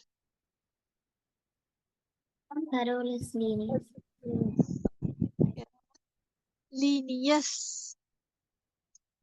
அவர் எவ்வளவு தாவரங்களை பேரிட்டுகிறாருன்னா அது என்ன சொல்றது நம்ம கவுண்ட் பண்ண டோட்டல் கவுண்ட் தெரியா, ஆனா அவ்வளவு பிளான்ட்ஸ் எல்லா பிளான்ட்ஸ் பின்னுக்கும் எல் கேபிட்டல் எல் வரும். அந்த அளவு அவர் நிறைய பிளான்ட்ஸ் வந்து நிறைய கண்டுபிடிச்சிக்கிறாரு. அதே போல உயிரங்கிகளும் தான் நிறைய பாகுபடுத்துகிறாரு. ஓகே, அடுத்த கேள்வி எழுதுங்க. அடுத்த கேள்வி, செயற்கை முறை பாகுபாட்டிற்கும் இயற்கை முறை பாகுபாட்டிற்கும் இடையிலான வேறுபாடுகளை அட்டவணைப்படுத்துக.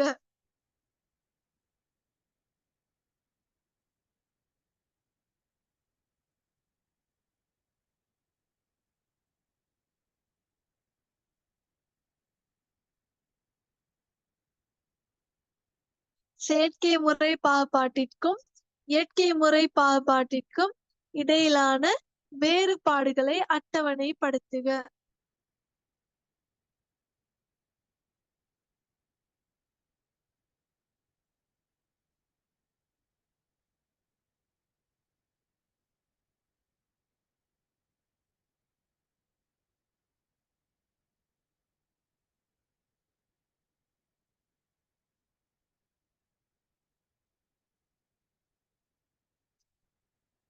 என்னென்ன சொல்லலாம்? வேறுபாடுகள் எப்படி சொல்லலாம்?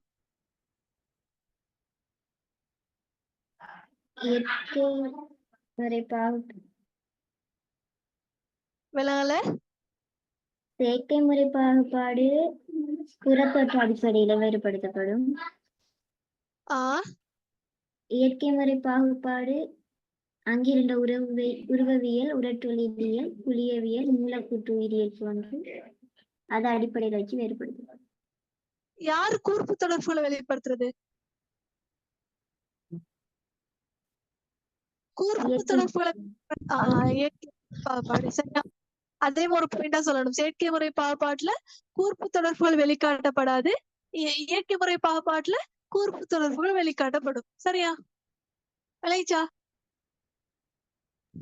இப்ப இயற்கை முறை பாகுபாட்டை அடிப்படையாக கொண்டு உலகில் உள்ள எல்லா உயிரினங்களையும் என்ன செய்ய போறாங்கன்னா, இப்ப அந்த காலத்துல இந்த சயின்டிஸ்ட் வந்து பாகுபடுத்துறாங்க. அவங்க பாகுபடுத்துறதுக்கு ஒன்னாவது யார் வாரண்டா, ரோபர்ட் விட்டேக்கர்னு ஒருத்தர் வராரு. சரியா, ரோபர்ட் விட்டேக்கர்னு ஒருத்தர் வராரு. அவர் என்ன செய்யறாருண்டா, 5 ராச்சியங்களாக ஒரு பாகுபாட்டை பிரிக்கிறாரு. அதாவது எல்லா உயிரங்கிகளையும், உலகத்துல வாழ்ற எல்லா உயிரங்கிகளையும் இவர் 5 ராச்சியங்களாக பிரிக்கிறாரு. அப்ப இதுதான் என்ன செய்யப்பட்டுச்சு, வந்து ஏற்றுக்கொள்ளப்பட்டுச்சு. சரியா, அதுக்கப்புறம் என்ன செய்யறாருண்டா, கால்வூஸ்னு ஒருத்தர் வராரு. கால்வூஸ் அவர் என்ன செய்யறாருண்டா, இப்ப நாங்க 5ஆ பிரிக்கிறதை விட இவங்களை வந்து நாங்க 3 ராச்சியமா பிரிப்போமே அப்படின்னு சொல்லி அவர் என்ன செய்யறாரு, ஒரு ஐடியாவோட சொல்றாரு. எனவே இவரை விட, அதாவது ரோபர்ட் விட்டேக்கரை விட இந்த கால்வூஸ் சொன்ன 3 ராச்சிய பாகுபாடு தான் இன்னைக்கு யூஸ் ஆகிக்கொண்டு. அவ அந்த நவீன பாகுபாட்டுல இத சொல்றது, கால்வூஸ் சொன்ன பாகுபாட சொல்றது நவீன பாகுபாடுன்னு சொல்லி. நவீன பாகுபாட்டுல முழு உயிரங்கிகளுமே 3 ராச்சியங்களாக உருவாக்கப்பட்டிருக்குது. ஒன்னாவது ஆர்க்கியா, பாக்டீரியா, யூகரியா. என்னன்னா ஆர்க்கியா, பாக்டீரியா, யூகரியா. நீங்க எல்லாரும் இந்த தமிழை பார்த்து அல்லாவுக்காக வாசிக்க வேணாம், இங்கிலீஷ பாருங்க. Archaea, bacteria, eukarya. அது தமிழ்ல எழுதிக்கிட்டு ஆகவே மோசமா எழுதுவாங்க. Bacteria, eukarya. எது நல்லா இது, இங்கிலீஷ் நல்லவா தமிழ் நல்லவா? இங்கிலீஷ் நல்ல. சரியா, நீங்க தமிழ்ல மட்டும் வாசிக்க வேணாம், எனக்கு அது தாங்கிக் கொள்ளவே இல்லை. சரியா, ஆர்க்கியா, பாக்டீரியா, யூகரியா சொல்லி சொல்லி பழகணும். சரியா, அப்ப 1வது விஷயம் இன்னைக்கு நீங்க பாடமாக்க போறீங்க. அப்ப இந்த 3 ராச்சிய பாகுபாடு அறிமுகப்படுத்தினது யாரு? கால்வூஸ். இதுல கார்ல் வூஸ் இது. இவர் இங்கிலீஷ் பேரை பாருங்க, இந்த ஆர் வந்து சைலண்ட். கால்வூஸ். அதே மாதிரி 5 ராச்சிய பாகுபாடு முன்வச்சவர் யாரு? Robert Whitaker. ரோபர்ட் விட்டேக்கர், அதுபோல கால்வூஸ். கால்வூஸ் சொன்னதுதான் ஏற்றுக்கொள்ளப்பட்டுச்சு.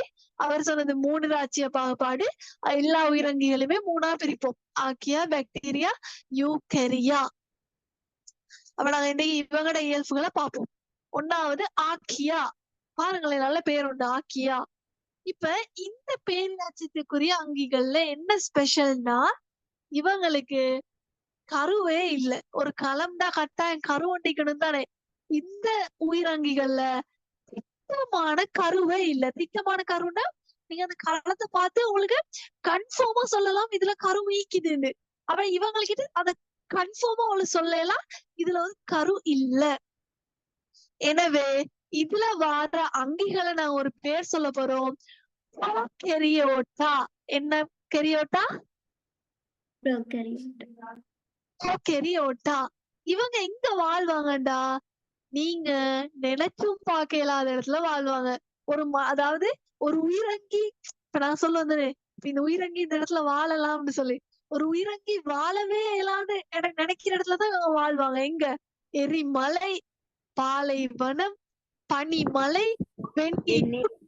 சமுத்திர பாதாள வலயங்கள், உவர் சேற்று நிலங்கள், துருவ பகுதியில் உள்ள பனிப்பாறைகள் போன்ற பாதகமான சூழல். அதாவது எக்ஸ்ட்ரீம் என்வாயன்மெண்ட். எக்ஸ்ட்ரீம் என்வாயன்மெண்ட்னா பேலை போயிட்டு எரிமலையில கேளுமா, அங்க சூடு கூட, பாலைவனத்துல வெப்பம் கூட, பனிமலையில கூழ் கூட, வெந்நீர் ஊற்றுல எப்படி இருக்கும், சுடு தண்ணி பொங்கி வந்து கொண்டு இருக்கும்.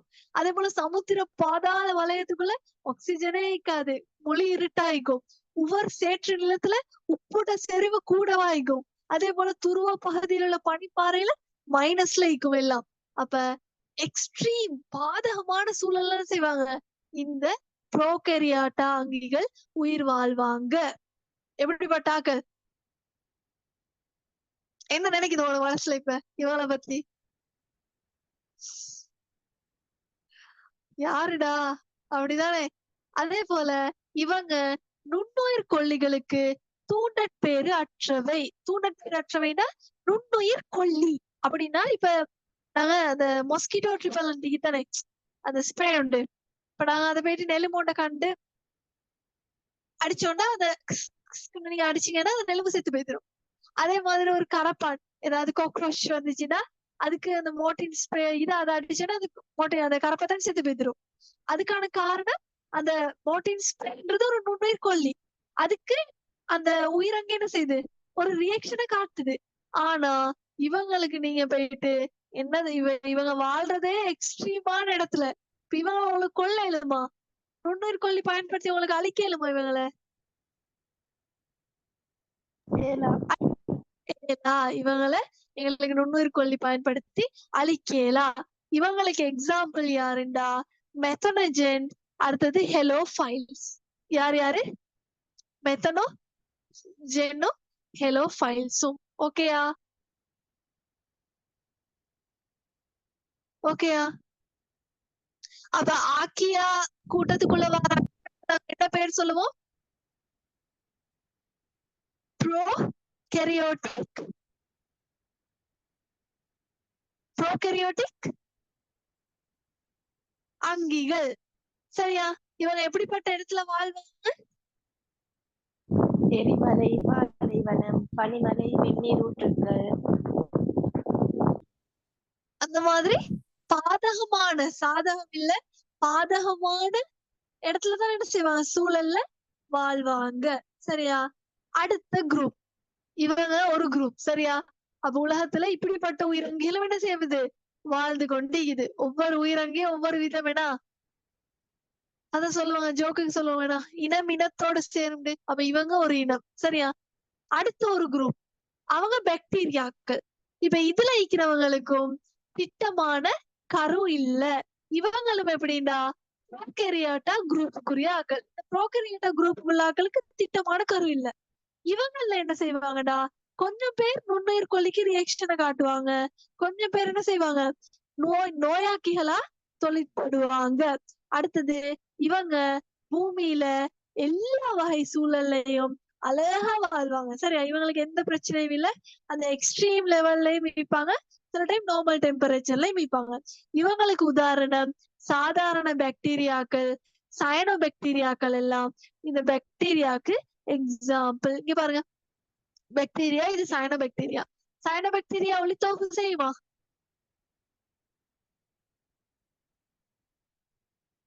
சயனோ பாக்டீரியா ஒளித்தோப்பு செய்யுமா? இல்ல. ஒளித்தோப்பு செய்யும். சரியா? அதான் சொல்ல சயனோ பாக்டீரியான்றது கிரீன் கலர்ல இது, அது ஒளித்தோப்பு செய்யும். சரியா? அடுத்து பாருங்க, சில கொஞ்சம் பேர் நல்லவங்களா இருப்பாங்க, இன்னும் கொஞ்சம் பேர் இருக்கிறாங்க என்ன செய்வாங்க, தீங்கு விளைவிப்பாங்க. எக்ஸாம்பிள், மனிதனுக்கு நோய் ஏற்படுத்துவாங்க. காச நோய், நிமோனியா, வயிற்றோட்டம், ஏற்பு வலி, தொழுநோய், இதெல்லாம் பாக்டீரியாக்களால் ஏற்படுத்தக்கூடிய நோய்கள். அதே போல உணவை பழுதடை செய்வாங்க.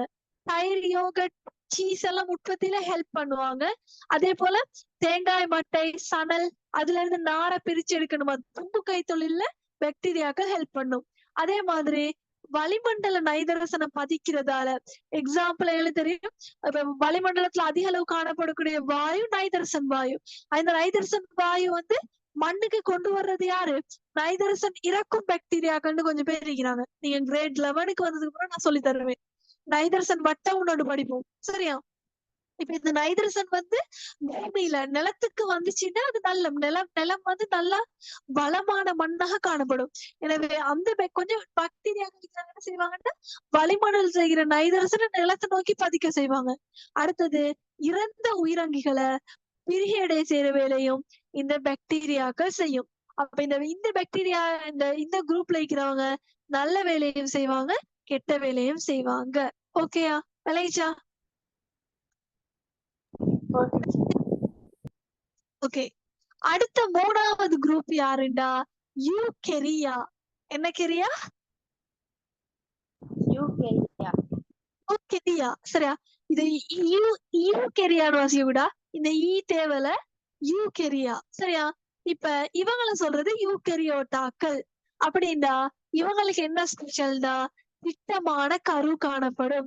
அதாவது இந்த காலத்துல பூமியில வாழக்கூடிய முதன்மையான அங்கிகள் பல்வேறு சூழல்ல வாழ்வாங்க. இவங்க எப்படிப்பட்டாக்கண்டா நுண்ணுயிர் கொல்லிகளுக்கு தூண்டப்பேரை காட்டாத அங்கிகள், அதாவது நுண்ணுயிர்கொல்லி பயன்படுத்தி எங்களுக்கு அழிக்க முடியாது. இத வந்து என்ன செய்யலாம்? எத்தனை குரூப்பா பிரிக்கலாம்? 4 குரூப்பா பிரிக்கலாம். அந்த 4 குரூப் யாருண்டா? ஒண்ணாவது, இப்ப யூகரியோட்டா ராச்சியத்தை இன்னும் 4 ராச்சியமா பிரிக்கலாம் உள்ளுக்கு. எப்படின்னா, ஒண்ணாவது கிங், அப்ப அதாவது இவங்களோட பேர் புரோட்டிஸ்டா. ஒண்ணாவது அதுக்குள்ள வர ஒண்ணாவதாக்கள் புரோட்டிஸ்டா. அடுத்தது ஃபங்கஸ், மூணாவது பிளான்டே, நாலாவது எனிமேலியா. விளைச்சா? அப்ப எல்லா உயிரங்கிகளையும் எங்களுக்கு எத்தனையா பிரிக்கலாம்? ஆக்கியா, பாக்டீரியா,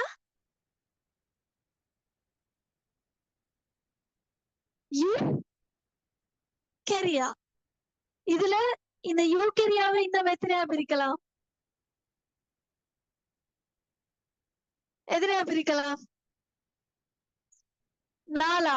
என்னென்ன? நான் பேசுறது விளங்குதா?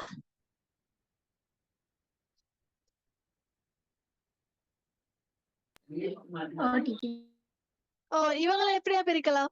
ஆக்கியாவை எப்படி பிரிக்கலாம்? ஒன்று புரோட்டிஸ்டா, அடுத்தது அடுத்து யாரு? ஃபங்கை, அடுத்தது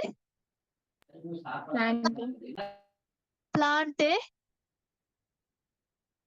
அடுத்தது எனிமாலியா. சரியா? விளைச்சா? இன்னைக்கு இந்த பாடம் வந்து என்னண்டா, ஒன்னாவது முறை இந்த பேரெல்லாம் கேக்குறதே கொஞ்சம் புதுசாயிக்கும், வாய்க்கு நுழையாது. சரியா? ஆனா நீங்க திரும்ப திரும்ப சொல்லி பழகிட்டீங்கடா, உங்களுக்கு ஈஸியா இருக்கும். ஈஸியா ஞாபகம் வச்சுக்கொள்ளலாம்.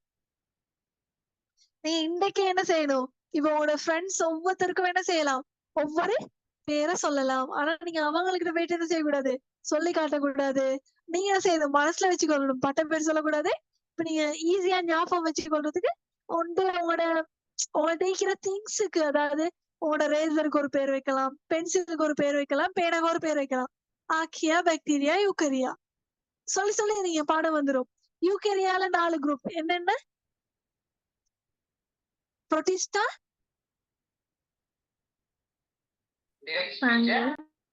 Fungi, plant, animalia. சரியா? இத நல்லா சொல்லி பிராக்டிஸ் பண்ணிட்டு வாங்க. அடுத்தது நான் தந்த கேள்விகளுக்கு ஆன்சர் எழுதிட்டு வாங்க. நான் அடுத்தது விசைகளோட சமநிலைக்கு கீழே நான் கேள்வி போடுவேன். என்ன பிளான்டா, அடுத்த கிளாஸ்ல வந்து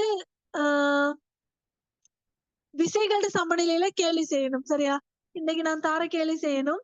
அடுத்தது இந்த பாடத்தை நாங்க குயிக்கா முடிக்கணும். சரியா? எக்ஸாமுக்கு பெரும்பாலும் இந்த பாடம் வரும். ஸ்கூல்ல என்ன சொன்னாங்க? வரும்னு சொன்னாங்களா, வராதுன்னு சொன்னாங்களா? சமீஹா ஒண்ணும் சொல்லல டீச்சர். ஒண்ணும் சொல்லலையா? ஓகே. பெரும்பாலும் உங்களோட எக்ஸாமுக்கு இந்த பாடத்துல இருந்து கேள்வி வரும். சரியா? அப்ப நாங்க இன்னைக்கு தந்த விஷயங்களை நல்லா பாடமாக்கிட்டு வாங்க. சரியா?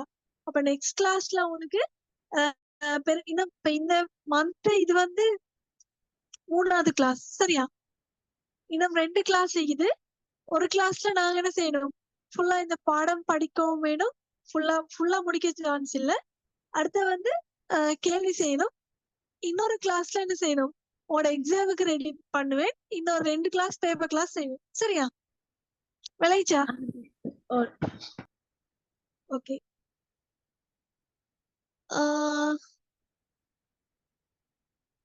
இந்த பாடத்துக்கு நான் உங்களுக்கு ஷார்ட் நோட் ஒன்று ஷேர் பண்றேன். சரியா? அப்படியே இருங்க, நான் உங்களுக்கு காட்டுறேன்.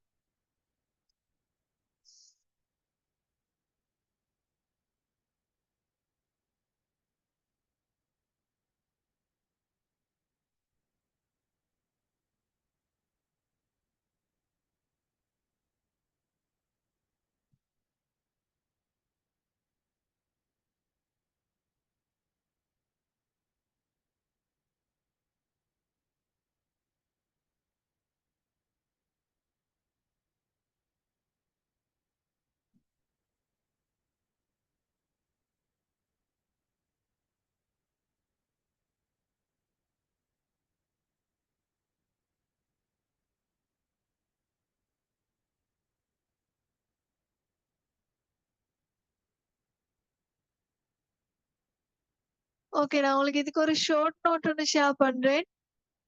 விசைகளோட சமநிலைக்கு உங்களுக்கு ஷார்ட் நோட் ஷேர் பண்றேன். அடுத்தது நான் இப்ப அனுப்புற கேள்விகளை இன்னும் டைம் இருக்குது. செஞ்சு அனுப்பலாமா இன்னைக்கு? இல்லாட்டி உங்களை இப்ப நான் கிளாஸ்ல வச்சே கேள்வி செய்ய தரவா? எது என்ன விருப்பமோட? கிளாஸ் வச்சுட்டாங்க. கிளாஸ்ல வச்சே தரவா? டீச்சர். அப்ப நான் இதோட தியரி நிப்பாட்டிட்டு நாங்க இப்ப கேள்வி செய்வோம். சரியா? எனக்கும் கிளாஸ்ல வச்சு தந்தா நல்ல படுது. இல்லாட்டி டைம் அநியாயமே. ஓகே, கேள்வி செய்வோம்.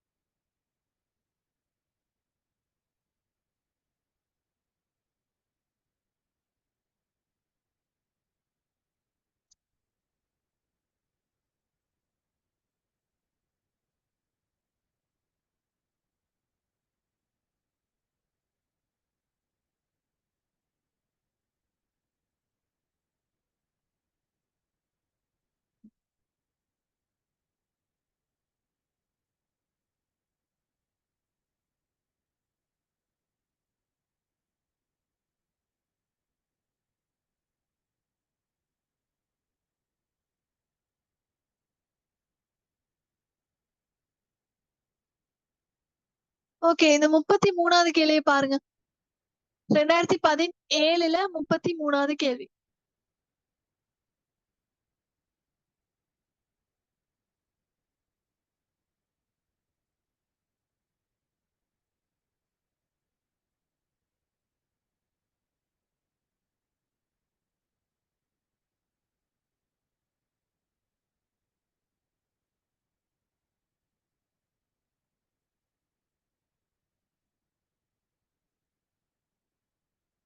உன குரூப்ல ஷேர் பண்ணிக்கிறேன் பாருங்க கொஸ்டினை.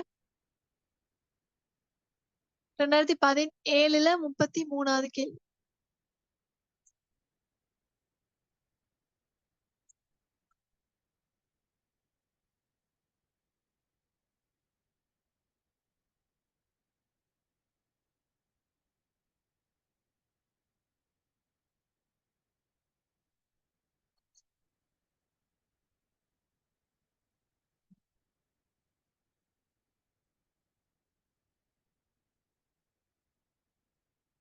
அந்த கேள்விக்கு வந்து படம் வரைஞ்சு செய்யணும். ட்ரை பண்ணுங்க.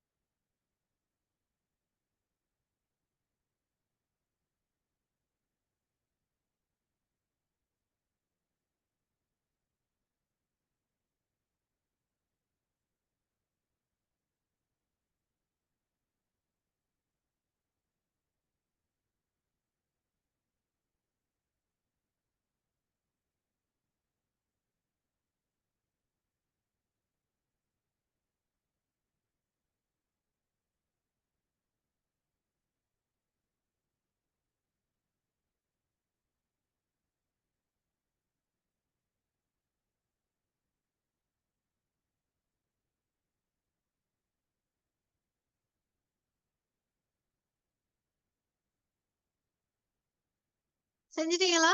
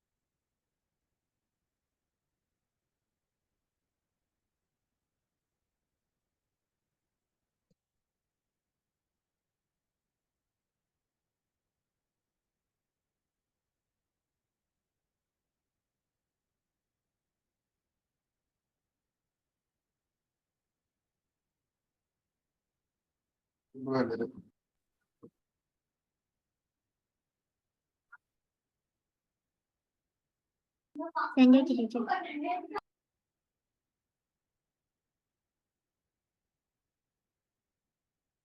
கேளே பாப்போம்.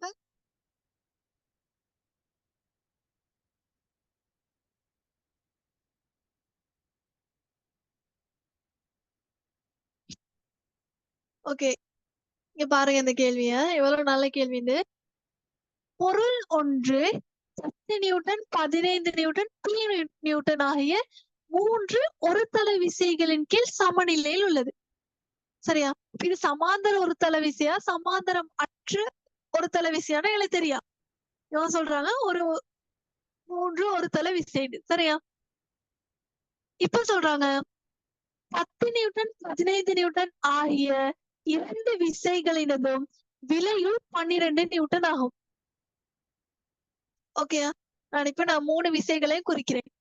ஒண்ணு அது 10 நியூட்டன் ஒன்று தாக்குது, 15 நியூட்டன் ஒன்று தாக்குது.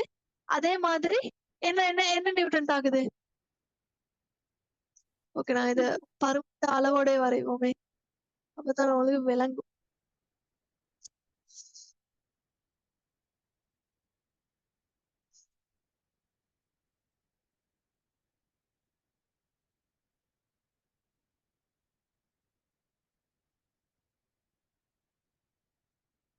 ஒரு விசை 10, இன்னொன்று 15, அடுத்தது என்னது? P Newton. சரியா? 10 நியூட்டன்,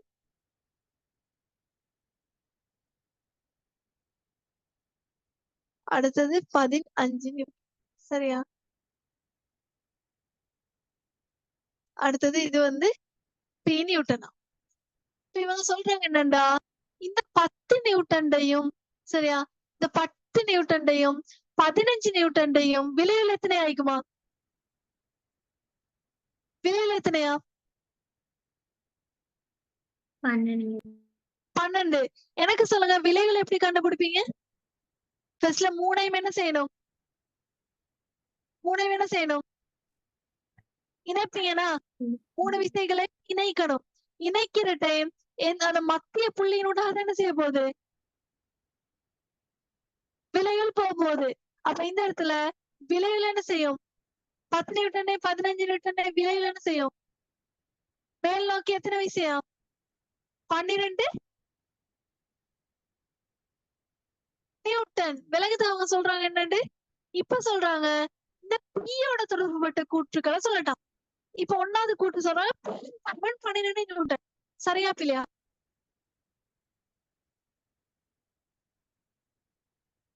பத்து நியூட்டனையும் 15 நியூட்டனையும் விலையில் 12 நியூட்டன். இந்த விலையில் விசை எதுக்கு சமனாய்க்கும்? இந்த விசை இல்லையா? சமனாய்க்கும். எனவே பீட பருமன் 12 நியூட்டன்றது சரியா பிள்ளையா?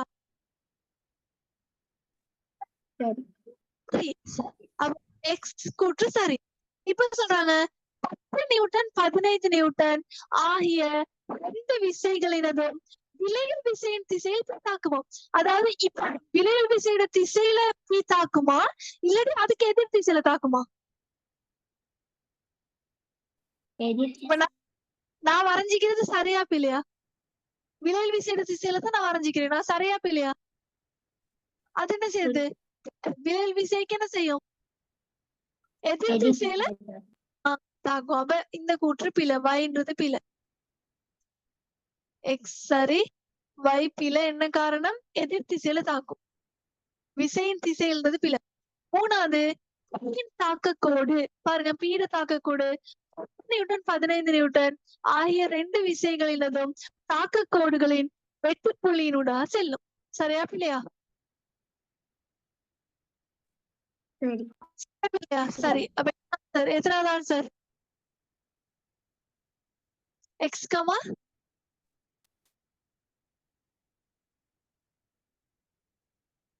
எக்ஸ் கமா இசட் மூணாவது ஆன்சர்.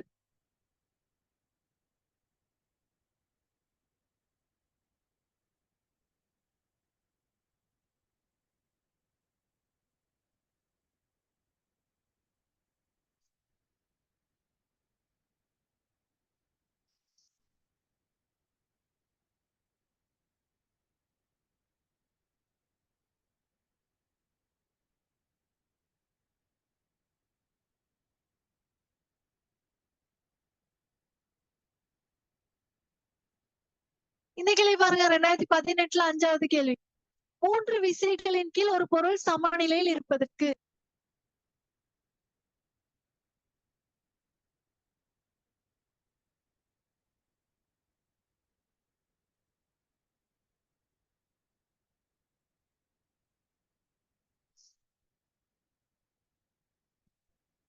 அந்த கேள்வி செய்ய பாப்போம். ஒரு குரூப்ல ஷேர் பண்ணிக்கிறேன். 2018 எத்தனாவது கேள்வி? 5வது கேள்வி. 3 விசைகளுக்கு கீழே என்ன செய்ய போகுது? ஒரு பொருள் சமநிலையில இருக்கிறதுக்கான நிபந்தனை கேக்குறாங்க.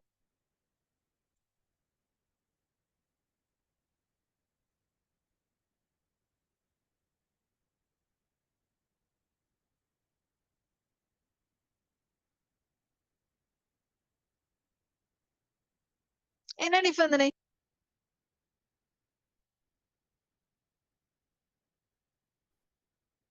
மூன்று விசைகள் விலையில் விசை 0 இருக்க வேண்டும்.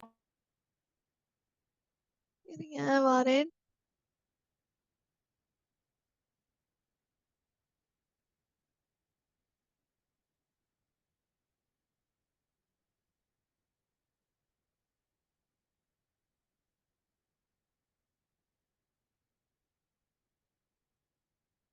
மூன்று விசைகளின் கீழ் ஒரு பொருள் சமநிலையில் இருப்பதற்கு 2 விசைகளினதும் விலையுள் விசை எஞ்சியுள்ள விசையின் திசையிலேயே இருக்க வேண்டும். எஞ்சியுள்ள விசையின் திசையில இருக்கணுமா, அதுக்கு எதிர் திசையில இருக்கணுமா? எதிர் திசையில். 1வது கூற்று பிழை. சரி. 3 விசைகளினதும் விலையுள் விசை 0 இருக்க வேண்டும். அது என்ன மாதிரி? சரி. ஒரே தளத்தில் இருக்க வேண்டும். சொல்ல ஒரே தளத்தில் சொல்ல இயல. சொல்ல விசை இயல. வேறு. ஓ, அடுத்தது 3 விசைகளினதும் தாக்கக்கோடுகள் ஒரு புள்ளியில் சந்திக்க வேண்டும். வராது பிள்ளை. அதாவது பொருள் சமநிலையில் இருக்கிற சந்தர்ப்பத்தை தான் கேக்குறாங்க. சரியா? பொருள் சமநிலையில் இருக்கணும்டா கட்டாயம் என்ன செய்யணும்? 3 விசைகளினதும் விலையுள் விசை 0 ஆயிக்கணும். ஒருவேளை இந்த 3 விசைகளும் ஒரே தாக்கக்கோட்டுல சந்திக்கலும். சரியா? இப்ப இந்த விசையும் ஒரே தாக்கக்கோட்டுல சந்திக்குது, இந்த விசையும் ஒரே தாக்கக்கோட்டுல சந்திக்குது, இதுவும் ஒரே தாக்கக்கோட்டுல சந்திக்கலாம். ஆனா இதுல பெரும்பாலும் ஒன்று கொண்டு வித்தியாசமாய் தான் நடக்கும். விலை விசை 0 ஆகுமா? இல்ல. மாகாட்டி பொருள் என்ன செய்யாது? சமநிலையில காணப்பட மாட்டார்.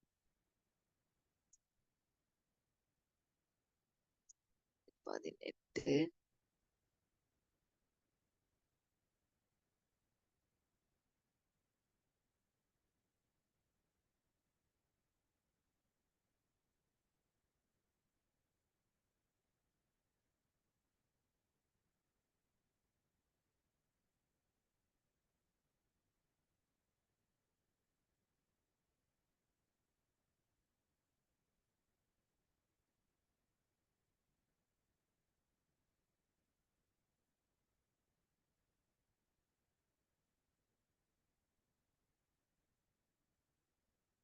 இந்த கேள்வி செஞ்ச வேணா லாஸ்ட் கிளாஸ்ல இது விளங்கப்படுத்தினே.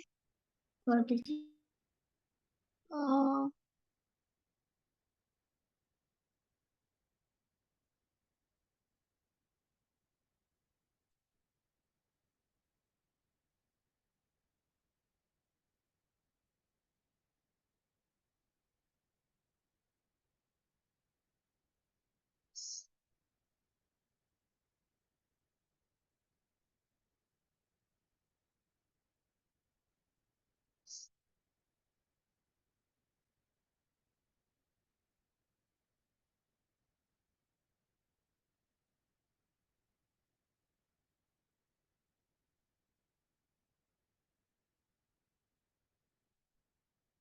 முப்பத்தி ஏழாவது கேள்வி பாருங்க.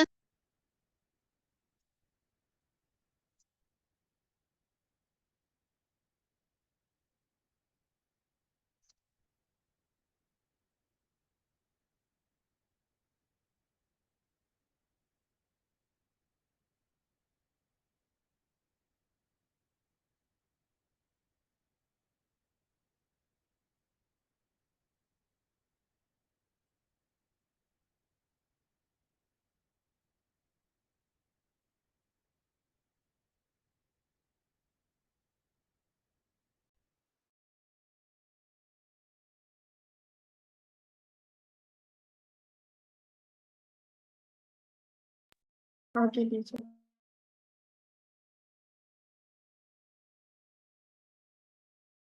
இனிமேல் ஏன் அடுத்த அகலை டைம் கொடுப்போம்.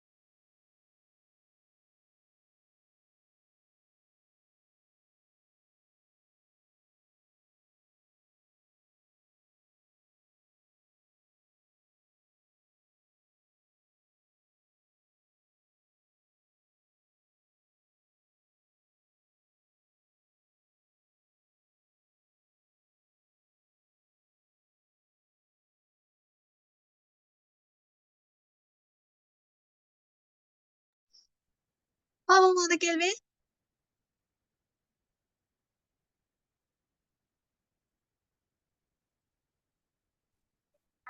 Okay.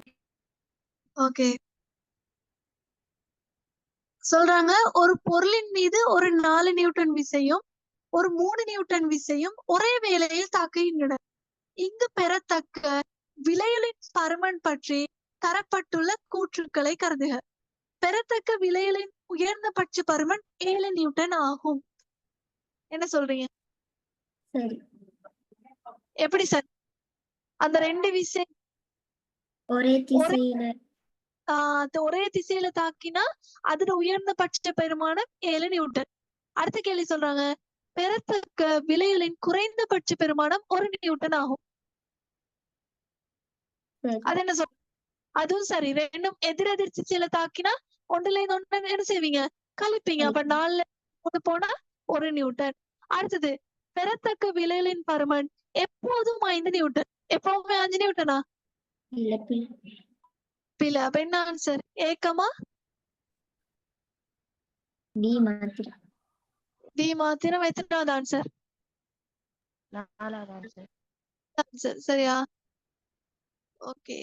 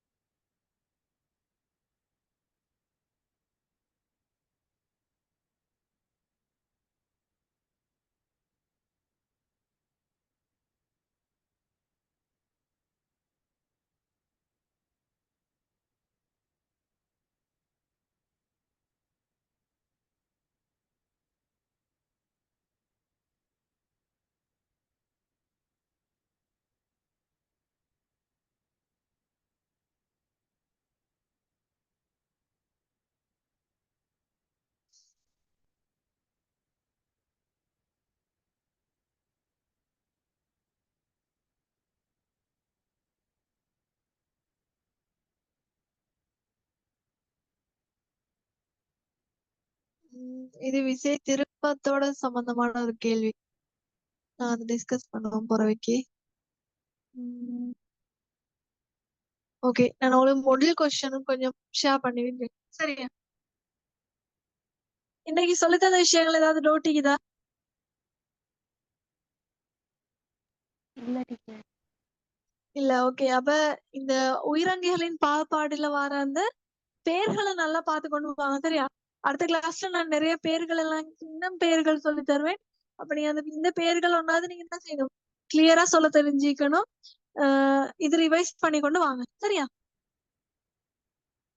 ஓகே அப்ப ஓகே, அப்ப நான் இதோட கிளாஸ் முடிக்கிறேன். ஏதாவது டவுட்ஸ் இருந்தா வாட்ஸ்அப்ல மெசேஜ் ஒன்று போட்டு கேளுங்க. யாருக்காவது ரெக்கார்டிங் வேணும்னாலும் மெசேஜ் ஒன்று போட்டு கேளுங்க. ஓகே, ஜஸாக்கல்லாஹ் ஹைர். அஸ்ஸலாமு அலைக்கும். ஜஸாக்கல்லாஹ் டீச்சர். ஓகே, வலைக்கும் சலாம்.